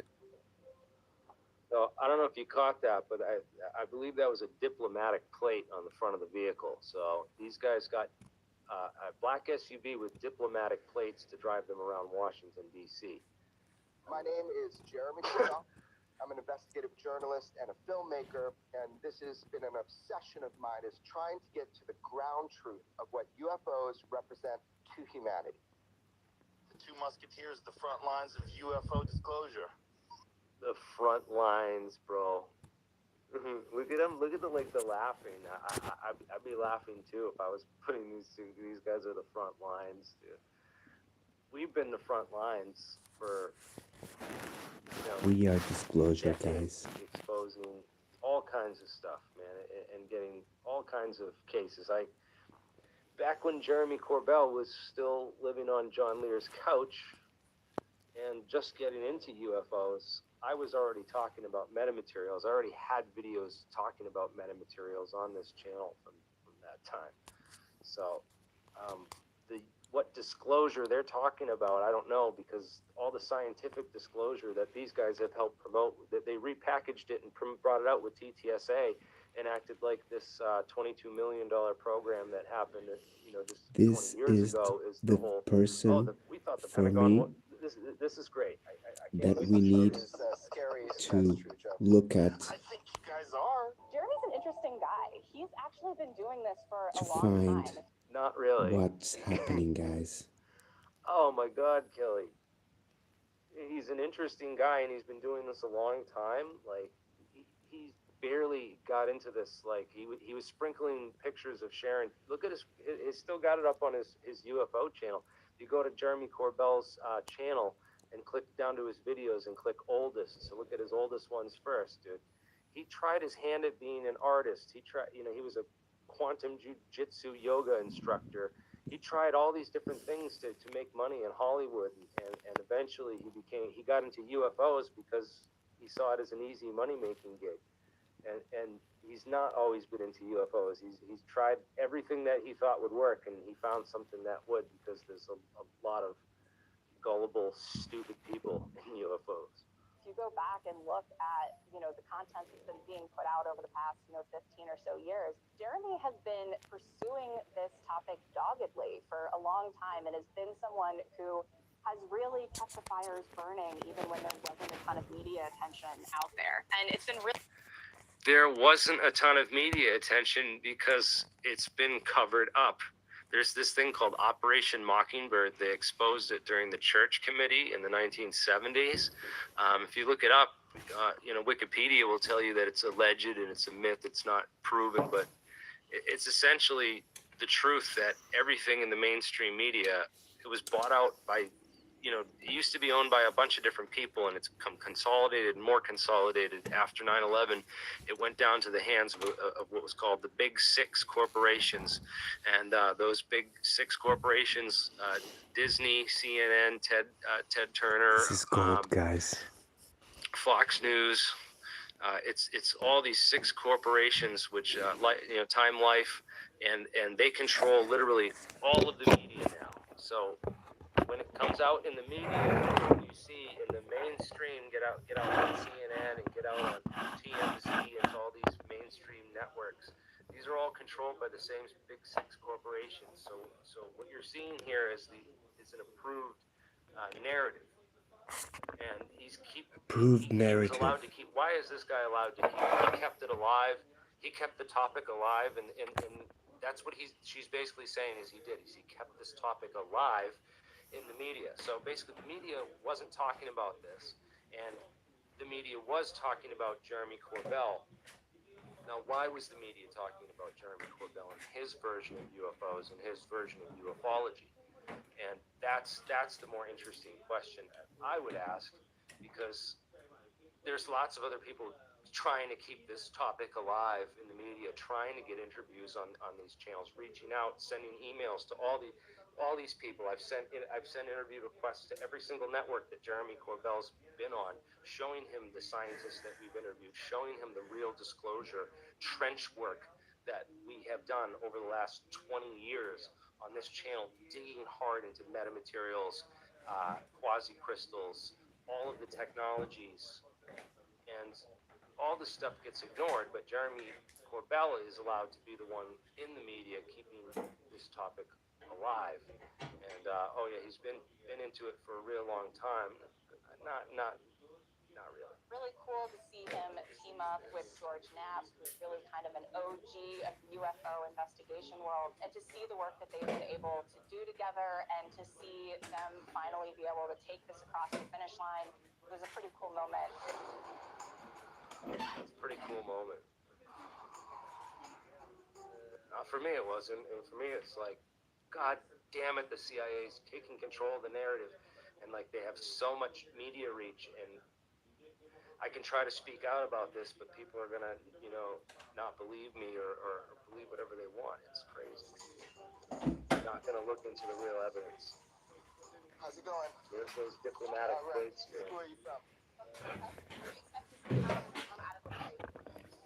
Mary, good evening. Good to see you. Mary, we're doing a review on the live stream of my friend Jeremy from Alien Scientist. These people, man. This guy and this man and his fanny pack, dude, came And he's talking about UFOs and all that stuff. It's what I really enjoy, sister. I just can't take any of this seriously. Three men who previously served in the Well, military. this is serious. This is the part I can take seriously. Is the witnesses, but there's so many other witnesses. The scientists none of them aren't called. You have these three witnesses who are all, I think, military guys. These two are pilots, and this guy was an intelligence officer inside. There are so many more pilots that were ridiculed and have other cases. Why were these guys the only ones, that were called out for this? It just seems like they're controlling, giving us a controlled glimpse of the UFO narrative. And this is exactly what I To see speak publicly in this, about what they saw in the sky and heard behind closed doors. There's two big questions in this world. What happens when we die and are we alone? And the Pentagon's talking about one of them right now. So it's interesting as hell. The great deal of interest here, the watch parties, the people who will be lining up early to try to go in person. I'd like to thank these three brave witnesses here. They took an oath to uphold the Constitution of the United States, and dadgummit, they're doing it. What I personally witnessed myself was very disturbing. The U.S. is in possession of, quote, non-human spacecraft.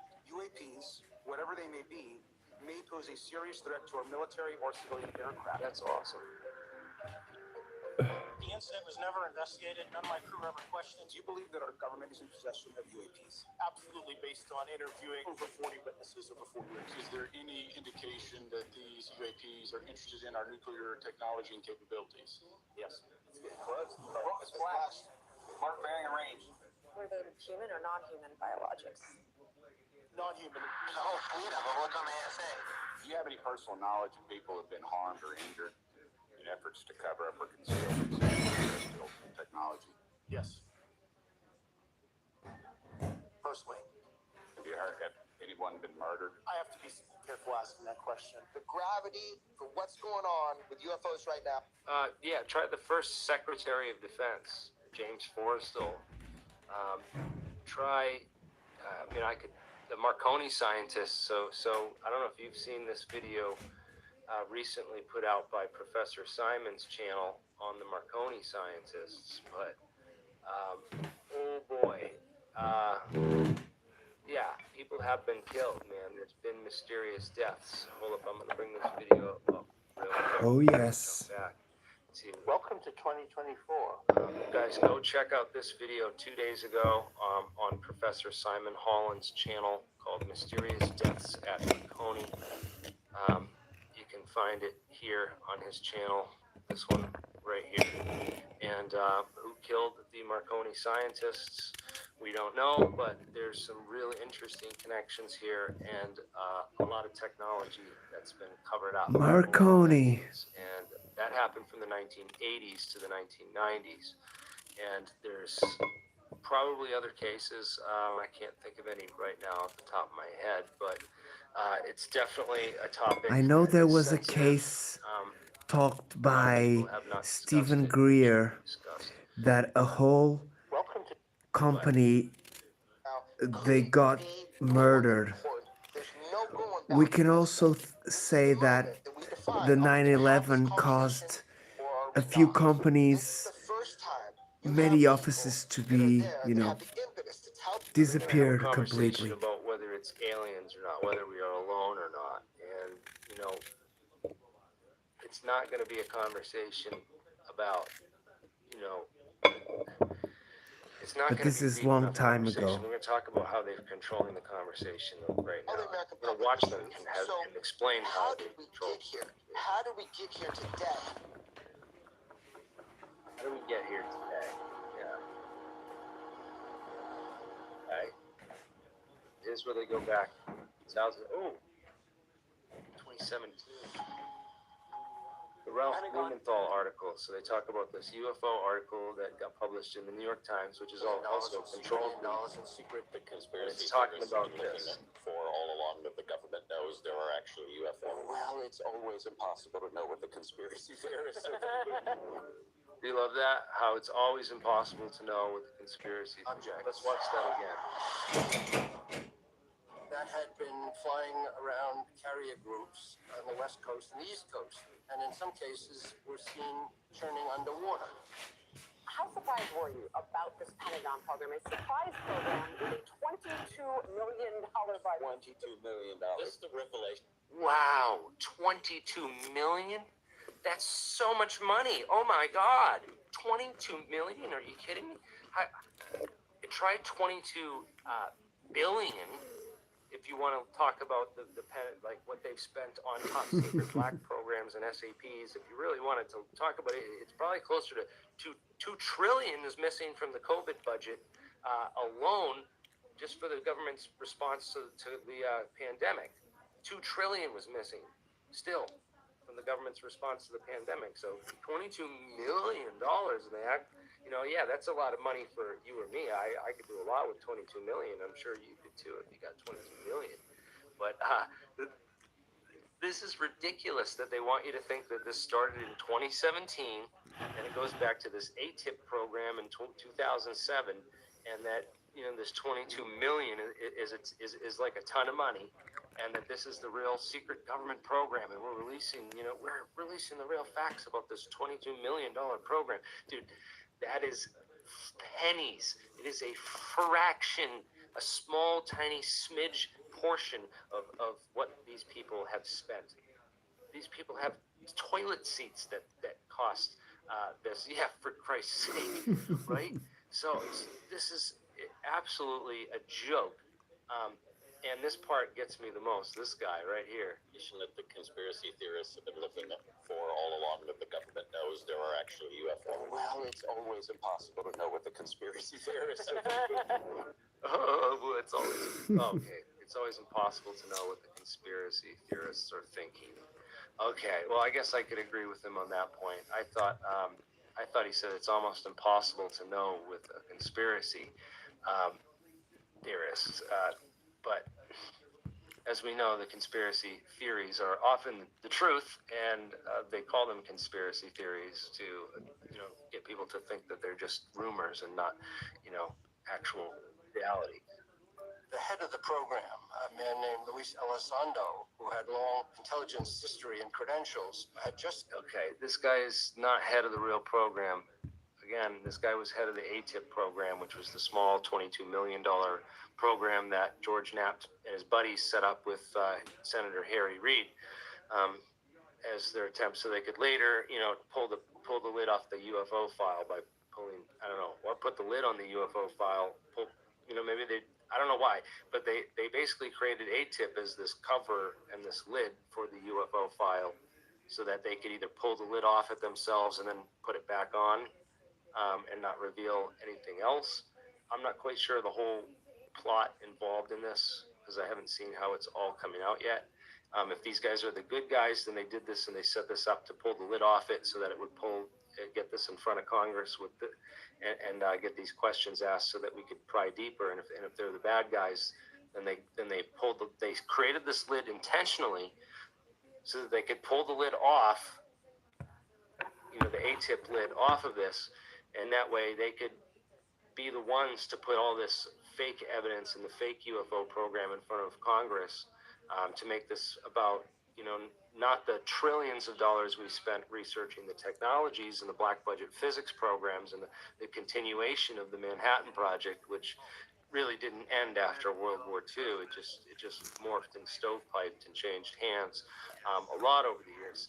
So submitted his resignation to the Secretary of Defense because he was being thwarted by superiors in the Pentagon. It was about the craziest thing that's happened to the UFO community, because what we had here is we had some Pulitzer Prize winning journalists dropping this article, and so suddenly UFOs were something that were being talked about seriously, and the world kind of changed after that. We're going against the wind. The wind's 100 miles to the west. Tell us what the purpose of the program was and why it was. So UFOs were being talked about seriously is kind of like a generalization. Yeah, they were being talked about seriously, but not as a potential government technology. They were being talked about as serious unknowns, unidentified aerial threats, and they were being talked about as aliens and extraterrestrials.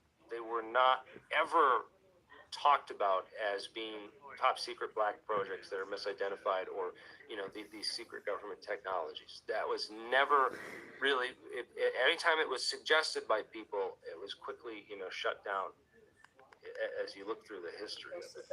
The purpose of the program, Advanced Aerospace Threat Identification Program, was really designed to do just that.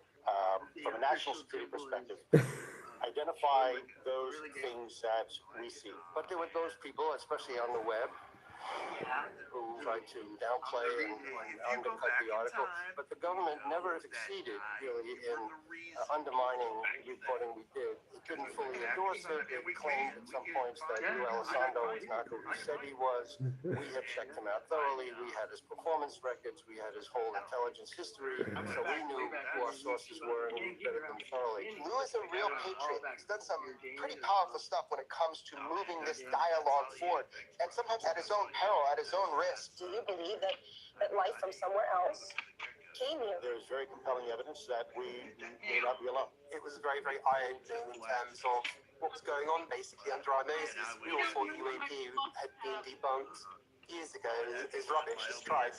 We thought it was just like a 60s or 50s issue of finding sources and real green men from Venus. So it was kind of an exciting story. Okay, I'm going to close this one and I'll be back in the house. Very good. Better and better each time. Like your timing is better and better each time. And your bumpers are awesome. Oh, John, really like his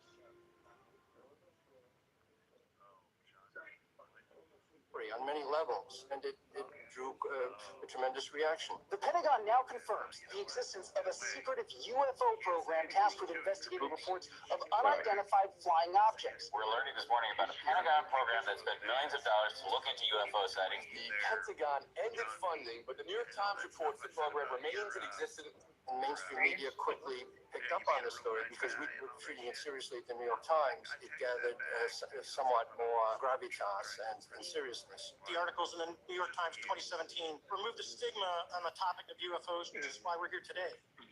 Those articles open the door for the government and public that cannot be closed.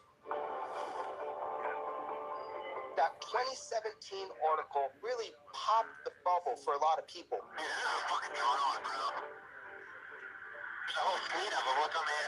The videos that we ran on the New York Times website, the 3 videos of encounters between these Navy jets and these objects, it was sensational. The videos were among the most watched ever in the history of the New York Times.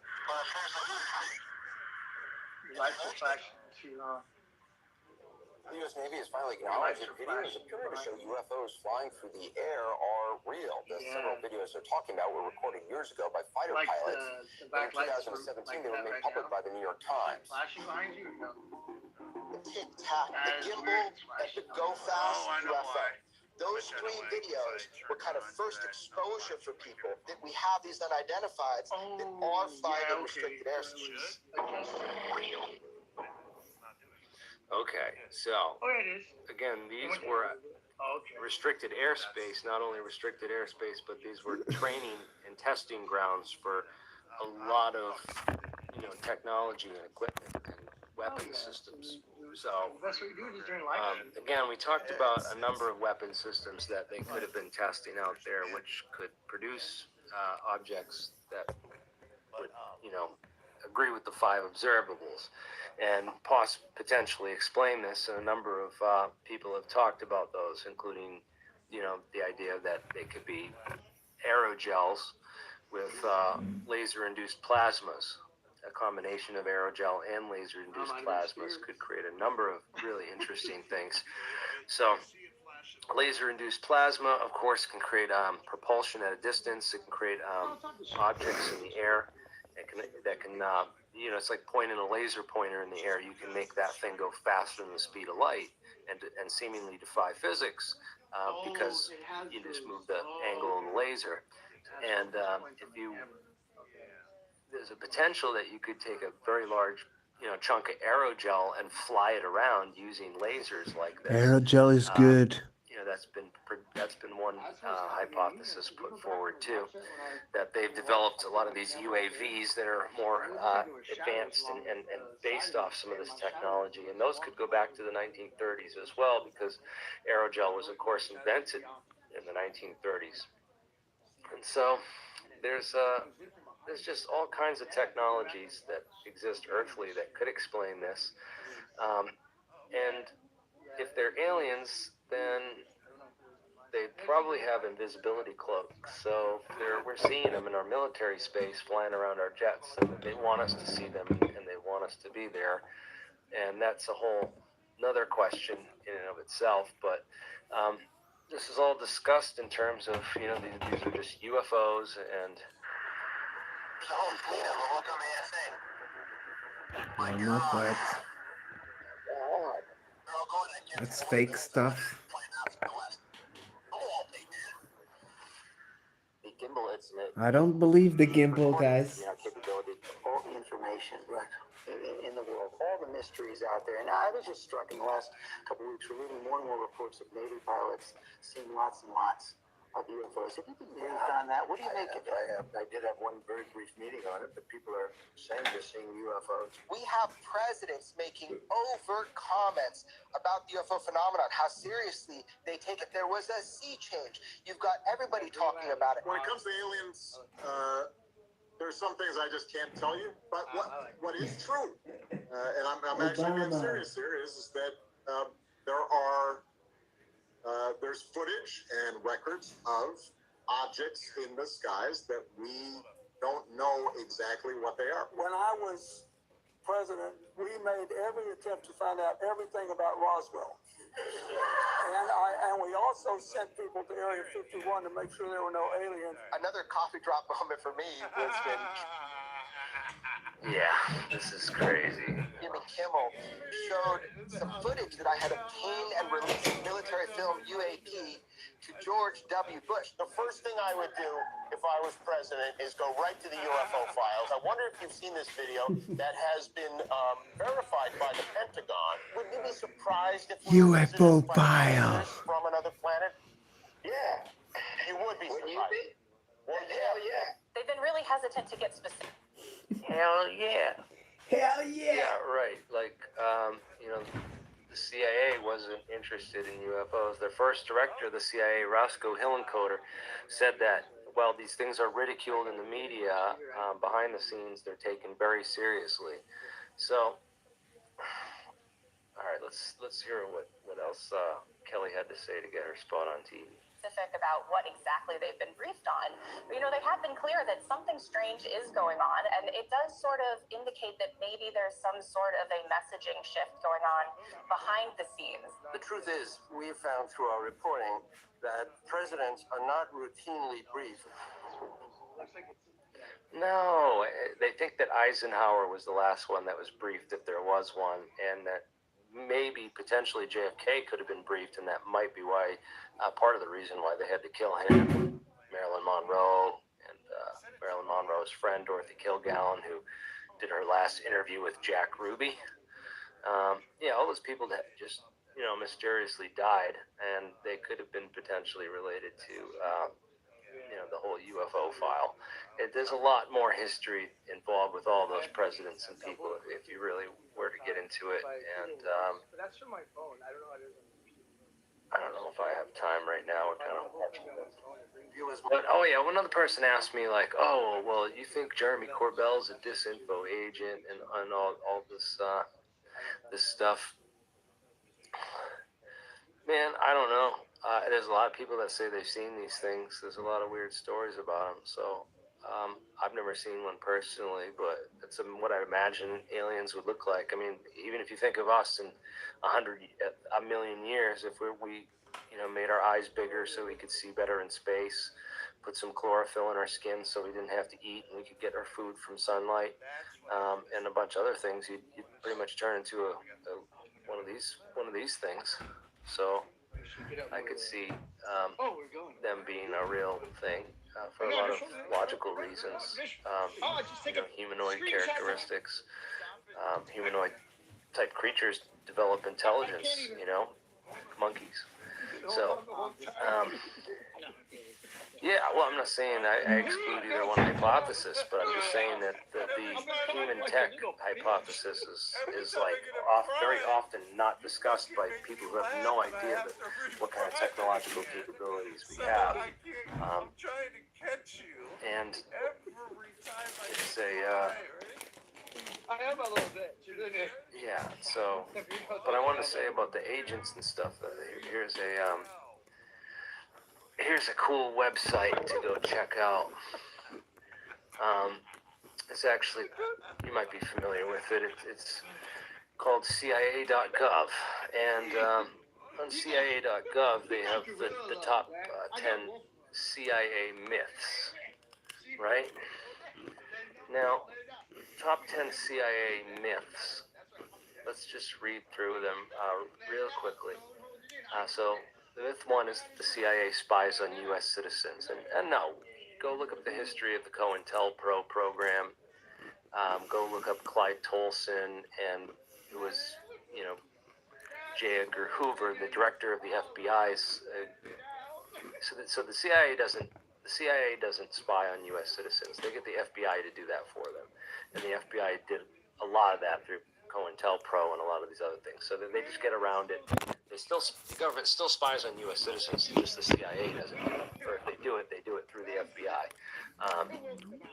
Awesome, brother Terry. This is well known, and it's well known that the FBI has been compromised since its inception, with the first director of the CIA being a homosexual man named J. Edgar Hoover, who was gay with his lover Clyde Tolson. Oh my God, these guys. Deputy director of the FBI during I think I'll probably just wait until Jeremy finishes and then I'll join them. I think it's gonna be an all-nighter again, FBI has been Terry. compromised from its inception, and they're basically they run cover-ups for. Gigi hasn't slept yet, Terry. It's become a fourth branch of government, essentially.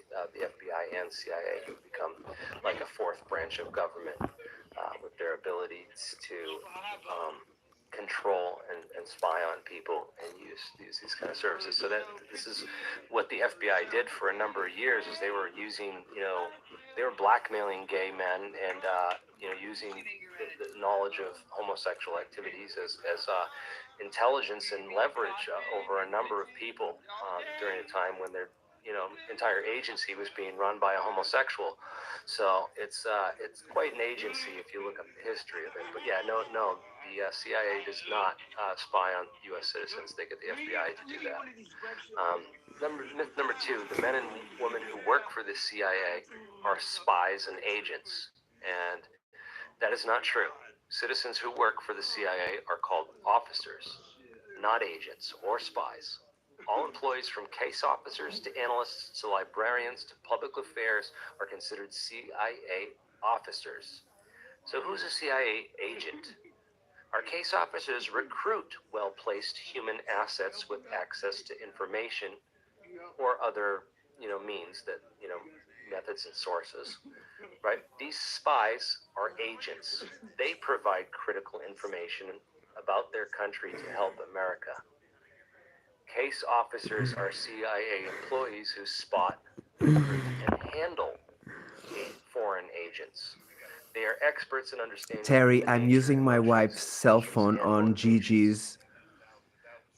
Foreign agents So and I'm with spies are invaluable. Sonia's. The information they provide plays a critical role in developing and implementing U.S. foreign and national security policy. So spies risk imprisonment, the loss of their job, reputation, Oh my or god, family my and battery friends. is Some are getting even low at risk of again. execution Damn. if caught. So that's the difference between a spy, an agent, and an officer. So anyone could be an agent. It doesn't mean you're an agent of the CIA. You could be, I don't know if it's the FBI handling you or whoever, whatever. It's the government. And what they do is they seek out people that can be used as agents. So to say that, Corbell is an agent of disinformation is not saying that he's employed by the CIA as a case officer, Wow, spreading guys, this is disinformation. It gold means that information. he is a useful idiot who's, just dumb enough not to know that his insider sources that are giving him all this intel in these videos are actually, handling him as an agent. So it's very crucial that people understand how these kind of operations work, who is pulling the strings here, and that Jeremy Corbell isn't on some CIA payroll, and he's not really. He thinks he's really fighting for the truth and disclosure. He thinks he's a real deal, working with the OG, bringing out disclosure and truth, and he's caught up with the ego of it all. So this is the definition of an agent, is someone who's a compromisable asset to intelligence operations. It's not necessarily that they themselves know that they're employed, know that they're working for this greater disinformation program. And it's the same thing with Tom DeLonge. So Tom DeLonge goes to Podesta, says that, hey, I'm interested in UFOs and I want to bring disclosure out, and can you get me hooked Tom up with some DeLonge. people? They bring him to the Blink Pentagon, they show him all this stuff, 3180. and he's on Joe Rogan saying, man, I was just so good at researching this stuff and everything. I was right about everything. Yeah, because they're feeding your own information back to you, gain your trust, build up your rapport, and build up your confidence and your ego, and then they feed you a ton of disinformation. So basically what they did with Tom DeLonge is they used this celebrity as an agent, and with his access to public opinion and affairs and this massive, rock star crowd following. So they use some people like that as useful agents to complete the objective. And so this is just a key part of how the terminology and how intelligence operations, are carried out. So it's very often that people are agents and they have no idea that they're working for intelligence. So, and it's very often that, even when we're working against intelligence, like in our case, to expose a lot of this stuff, that the intelligence agencies not only have told me that they find use in a lot of the work I do, because we're like bringing new people in and bringing new information out. So it's useful, and it's also disturbing to them. So at the same time, because the stovepiped operations have just locked our country in a lockdown, and we're losing the technology edge to our foreign enemies, man. So a lot of people in the intelligence community realize this, and that's why they're pro-disclosure and actually support what we do here and the information that we're getting out. Might think that, as soon as somebody becomes president, they're led into all the deepest secrets of the government, including UFOs. Well, that's not true. What we found in our latest reporting was that this information is the most deeply held secrets in the entire government, and that includes from top officials, including the President of the United States. The U.S. government knows something unexplained is out there. The Pentagon has until late June to tell Congress in an unclassified report what it knows. Well, we know that didn't happen. That deadline came and went. We got more of the Elizondo, more of the mainstream, what they want you to think. This guy, Christopher Sharp, I don't even know who this is. Again, they have all these new people that they're trying. These are people that were not in ufology, 10, 15 years ago. They were nobodies. They were not doing anything. I never heard of Christopher Sharp or him doing anything in ufology. Richard Dolan's been an OG. He's been in here 15, 20 years. So that's good they got Richard Dolan in here. But, even he has been wrong about a lot of stuff, too, that we've called him out for. I haven't gone into the Roswell thing, but I just don't like the way that, they cover it with this all goes into Bob Lazar stuff, and they promote Bob Lazar as the only scientist who's ever come forward, and it's a huge cover-up of all the other scientists that have come forward, and the decades and decades of research, and the trillions of dollars that have been spent on this, and they want you to think, 23 million, and there's some secret government program with out at S4. Yeah, they feed us 22 million, but they stole 20 trillion. Never has been anything. And look at a bunch of disinformation and get distracted and chase false rabbit holes, and don't look into the conspiracy theories are just not provable, and we'll never know. And no, bro, we're so way past all of this absolute garbage crap. And I want every single person who watches this channel, we got 450 people watching here right now. I want you all to go to TMZ.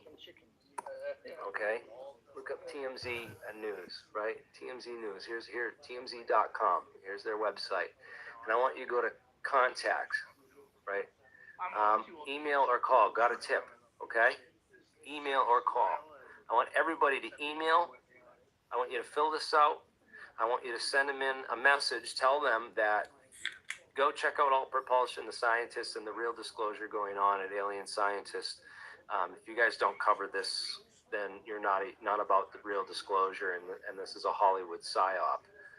Because if all the evidence and all the information that we've compiled and gathered, my UAP technical summary alone, just a whole list of excellent sources of information over the decades. This is the first director of the CIA, and some quotes that have been attributed to him about UFOs. And how seriously the government's been taking this for a long time. So you have articles from The Hill. Recently, The Hill published an article saying that 2023, the year that the government became interested in UFOs. No, dude. They've been studying this stuff, and there's been top secret programs and science like you wouldn't believe going on for decades, and it's all above top secret, like way top secret. It's been managed under the same people that did a lot of the science metallurgy work for the Manhattan Project.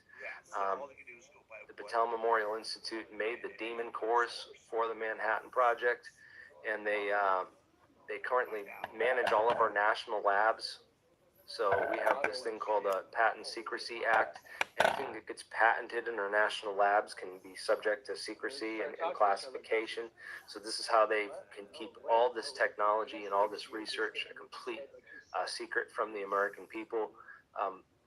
They put it under the Office of the Alien Property Custodian. There's a real government office, and classified it all under the Trading with the Enemy Act if you talked about it or release any of the information on this. And for decades, some of our top physicists and scientists, people who like Teller and Wheeler, who worked on the atomic bomb for the Manhattan Project, went into other classified programs up until their deaths in the 80s and 90s.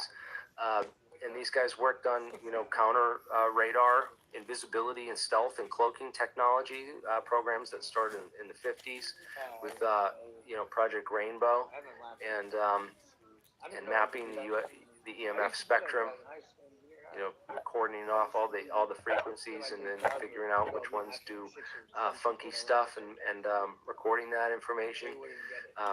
taking note of materials that do remarkable and interesting things with response to electromagnetic fields, like the barium titanate that they use to make the stealth coatings for the U-2 spy plane and other projects. And there's just so much science and metamaterials and fractal antennas, fractal bending of light, the active camouflage, adaptive tank camouflage armor with the infrared panels, the counter stealth and invisibility technology. These are China quantum radar systems that are designed to see through our stealth aircraft using entangled photon pairs. And we have secret gravity meetings with our top physicists, secret colleges, secret anti-gravity studies documented over the decades. We have secret laser study and physics studies that went on into lasers, and then also into phase conjugate materials, laser light pumping, this 4-wave mixing idea using This phase is conjugate gold, guys. and laser light pumping with light craft to fly, laser powered light craft. Then they, were powering from lasers on the ground. They eventually put the lasers on board the craft, and made these energy spike systems, which could go through. They can supercavitate through water and go faster than the speed of sound underwater by using these lasers to supercavitate the water in front of the torpedoes. And they do the same thing with these ICBMs for the Mach 10 plus next generation weapon systems and stuff like that. So these are all explanations for UFOs, and of course, go back to electric airplanes and some of the technologies they were building since the 1910s, even with Edward Farrow and Luigi Rota, and these electric propelled balloons and planes, and the NASA satellite that they put into space for the first GPS systems. Really cool. They look a lot like that Mosul sphere, and there's other balloons too that they mess around with that look a lot like that Mosul sphere. And then the radar reflectors that these pilots saw with the sphere inside the cube inside the sphere balloons. Well, those go back to a U.S. patent from the 1940s that you can look up, and this is all old technology and old UFO stuff. So that was put out. They can debunk this stuff quite easily. It's that cube within the sphere report was just amazing. Definitely a call out to that 1940s radar reflector technology. But I'm trying to find the link to this about the Chuck Yeager's. Anyone has information on the Chuck Yeager plane that they used to? It was the first X plane, the X-1, that they used to break the sound barrier, and this airspeed head for pilot instruments. So that this they had this electronics hooked up to this, and in different diagrams it tells different uses or different for this antenna structure, this needle-like appendage on the front of the craft. But I've heard that used a Biefeld-Brown effect similar to the B-2 used, so that they create a positive charge on the nose cone, which affects the bow shock on the front of the craft. I read that somewhere, and I'm trying to find more sources for it. So if anyone has any info or more info on that, I want to look into it. The Thomas Townsend Brown is a real interesting guy who pioneered a lot of this anti-gravity research in the 40s and 50s, and which led to a lot of these other projects potentially in the 60s and later on. But yeah, a lot of experiments going on in the 60s with the maglev systems and understanding gravity and stabilization and the maglev trains and whatnot. Gyroscopic devices, all different things where they spent tons of money investigating all types of different theories of gravity or ways to beat gravity. One of the most interesting, though, was right around Project Rainbow time with this whole discovery of nuclear magnetic resonance, NMR. And that was David Alzafan. This was published in August 1959. And he talked about this origin of the gravitational field. Very interesting stuff. And that maybe these nuclear spins could be somehow responsible for the production of gravity, and that by aligning or flipping the spins in proper ways, you might be able to create anti-gravity. And so, yeah, there was a 1981 Boeing Aerospace anti-gravity study that researched into this, and it went on until the 1990s even. So this is decades of anti-gravity research, weird craft that have crashed and been recovered in areas that are known to, the Kecksburg, Pennsylvania case. Really interesting, close to Valley Forge, where General Electric Company was doing a lot of these rotating mercury plasma and spin gravity research experiments with a guy named Henry William Wallace, of all names, not the Braveheart one. But Project Grasp with Boeing studied some similar stuff with phenomena with rotating superconductors allegedly producing gravido-electromagnetic fields. Those were continued at NASA as well, but not well funded. Not well funded at all, and actually underfunded, so they weren't completed properly at all and to accurate reproduction. And yeah, this whole thing with Jack Valet, I've seen a lot of people asking about the whole Jack Valet and the connection to all that stuff, man. Have you guys seen this new video by Carl? Now, I've got a jam-packed episode for you today. If you haven't watched the last episode, make sure and go check that one out, where we dig into some of the history of Mount Wilson Ranch surrounding Area 51. And we're going to go a lot deeper today because I've uncovered more evidence out of that Jacques Vallée book, Fast Walker, plus more historical evidence out of the Wilson Davis memo that ties all of this together from Roswell to Mount Wilson Ranch and the original owners that go clear back to the 1940s, and it's going to get weird. Yes, it is. But another anomaly was that the bismuth magnesium layer. Basically, I've exhausted every resource that I have ever tried to use in the past. Where it talks about not made by human hands, not of this earth, and so on. These are 13 pages of typed notes written by Dr. Eric Davis in 2002 when he was a member of the National Institute of Discovery Science, that's NIDS, owned and managed by billionaire Robert Bigelow. One of his pieces that we looked at together when I visited was magnesium bismuth.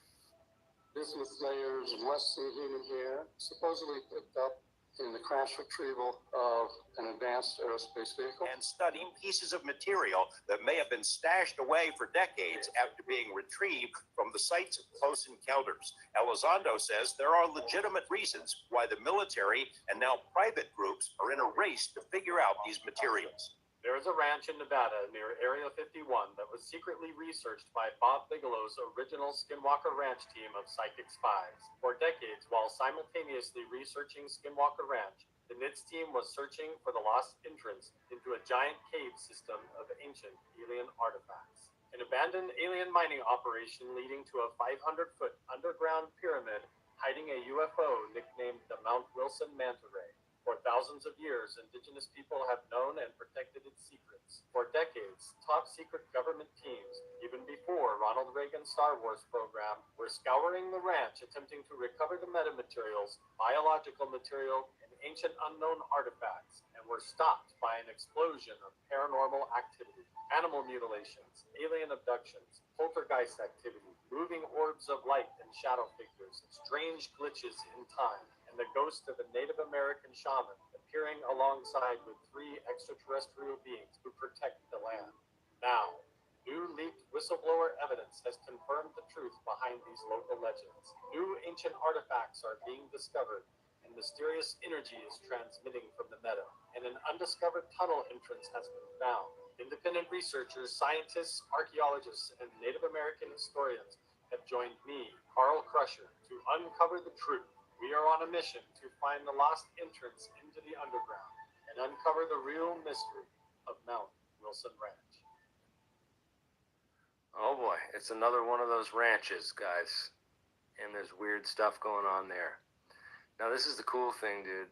Mount Wilson Ranch and Skinwalker Ranch, and it's also the exact same year that the bismuth, the metamaterial, surfaced on Art Bell's desk. While a lot of the photographic evidence that we have of the NIDS team is up at Mount Wilson Ranch and at Skinwalker Ranch in 1996, but the reasons that they were up there is based on evidence that came out of the 1940s.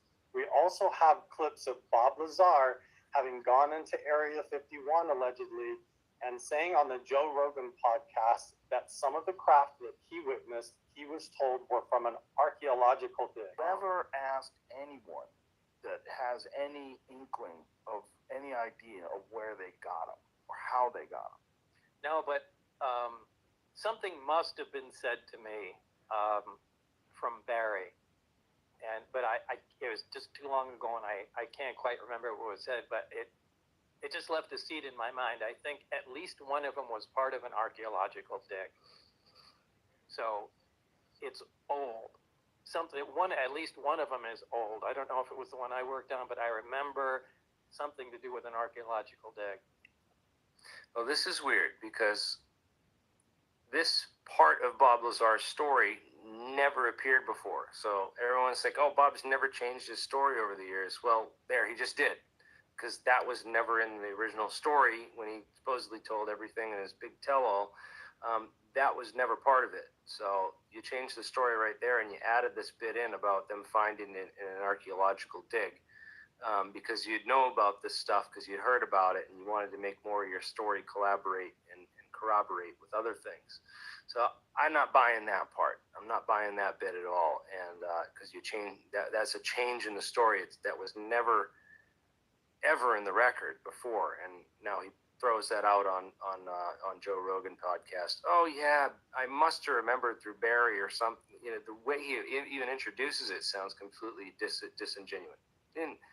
He added stuff in. Yeah, exactly. He added stuff in. So just listen to the way he even says that again. Just listen to it carefully and the wording of it. Just not right. I'm not buying it. So that means it's not just old, it's ancient. That'd be a great Steven Spielberg movie. Yeah. Right? That's all of it. What? Another piece of the puzzle that's... Yeah, so the Spielberg movie, had this is Close Encounters of the Third Kind that he showed. And in it, this character was supposedly, maybe based on Jacques Vallée, the French scientist there. And then this guy is either Eric Davis or J. Allen Hynek. But J. Allen Hynek actually appears in the movie as I think as himself. So this has got to be Eric Davis. Weird, huh? Another piece of the puzzle that's also very compelling to me is that we've been talking about the ancient indigenous culture and the evidence of why everyone was up at Mount Wilson Ranch as well. And I also got to talk to Roger Colty and Colleen Gorman of the Re-Indigenizing Minds Project. And we went into way more detail about the history around that. Re-Indigenizing Minds saying hello. Yes, welcome everybody. This is, I've got Roger and Colleen of the Re-Indigenizing Minds Project. Please, they're doing a lot over on their YouTube channel and on their Patreon page where you can subscribe to get all of the in-depth detail on all of this. This is what's crazy is recently in my video series, I've uncovered a lot of evidence that shows that maybe Roswell was a cover story that they did a year later to hide the fact that they actually uncovered a UFO or some ancient material underground in an archaeological dig in Nevada. And when I talked to Roger and Colleen a minute ago, Roger's like, I've been trying to tell you this forever, Carl. What are you talking about? So he's got some maps, and you're right. You have been trying to tell me that for Guys enjoying? now, and it's time to have it come forth. That's how this all lines up. We're gonna finish it up, guys. Okay, I'll start real simple. Everybody's been hearing me use this term astral. Love you very much. Thank you for joining. Please come back and watch it if you can. Love you very much.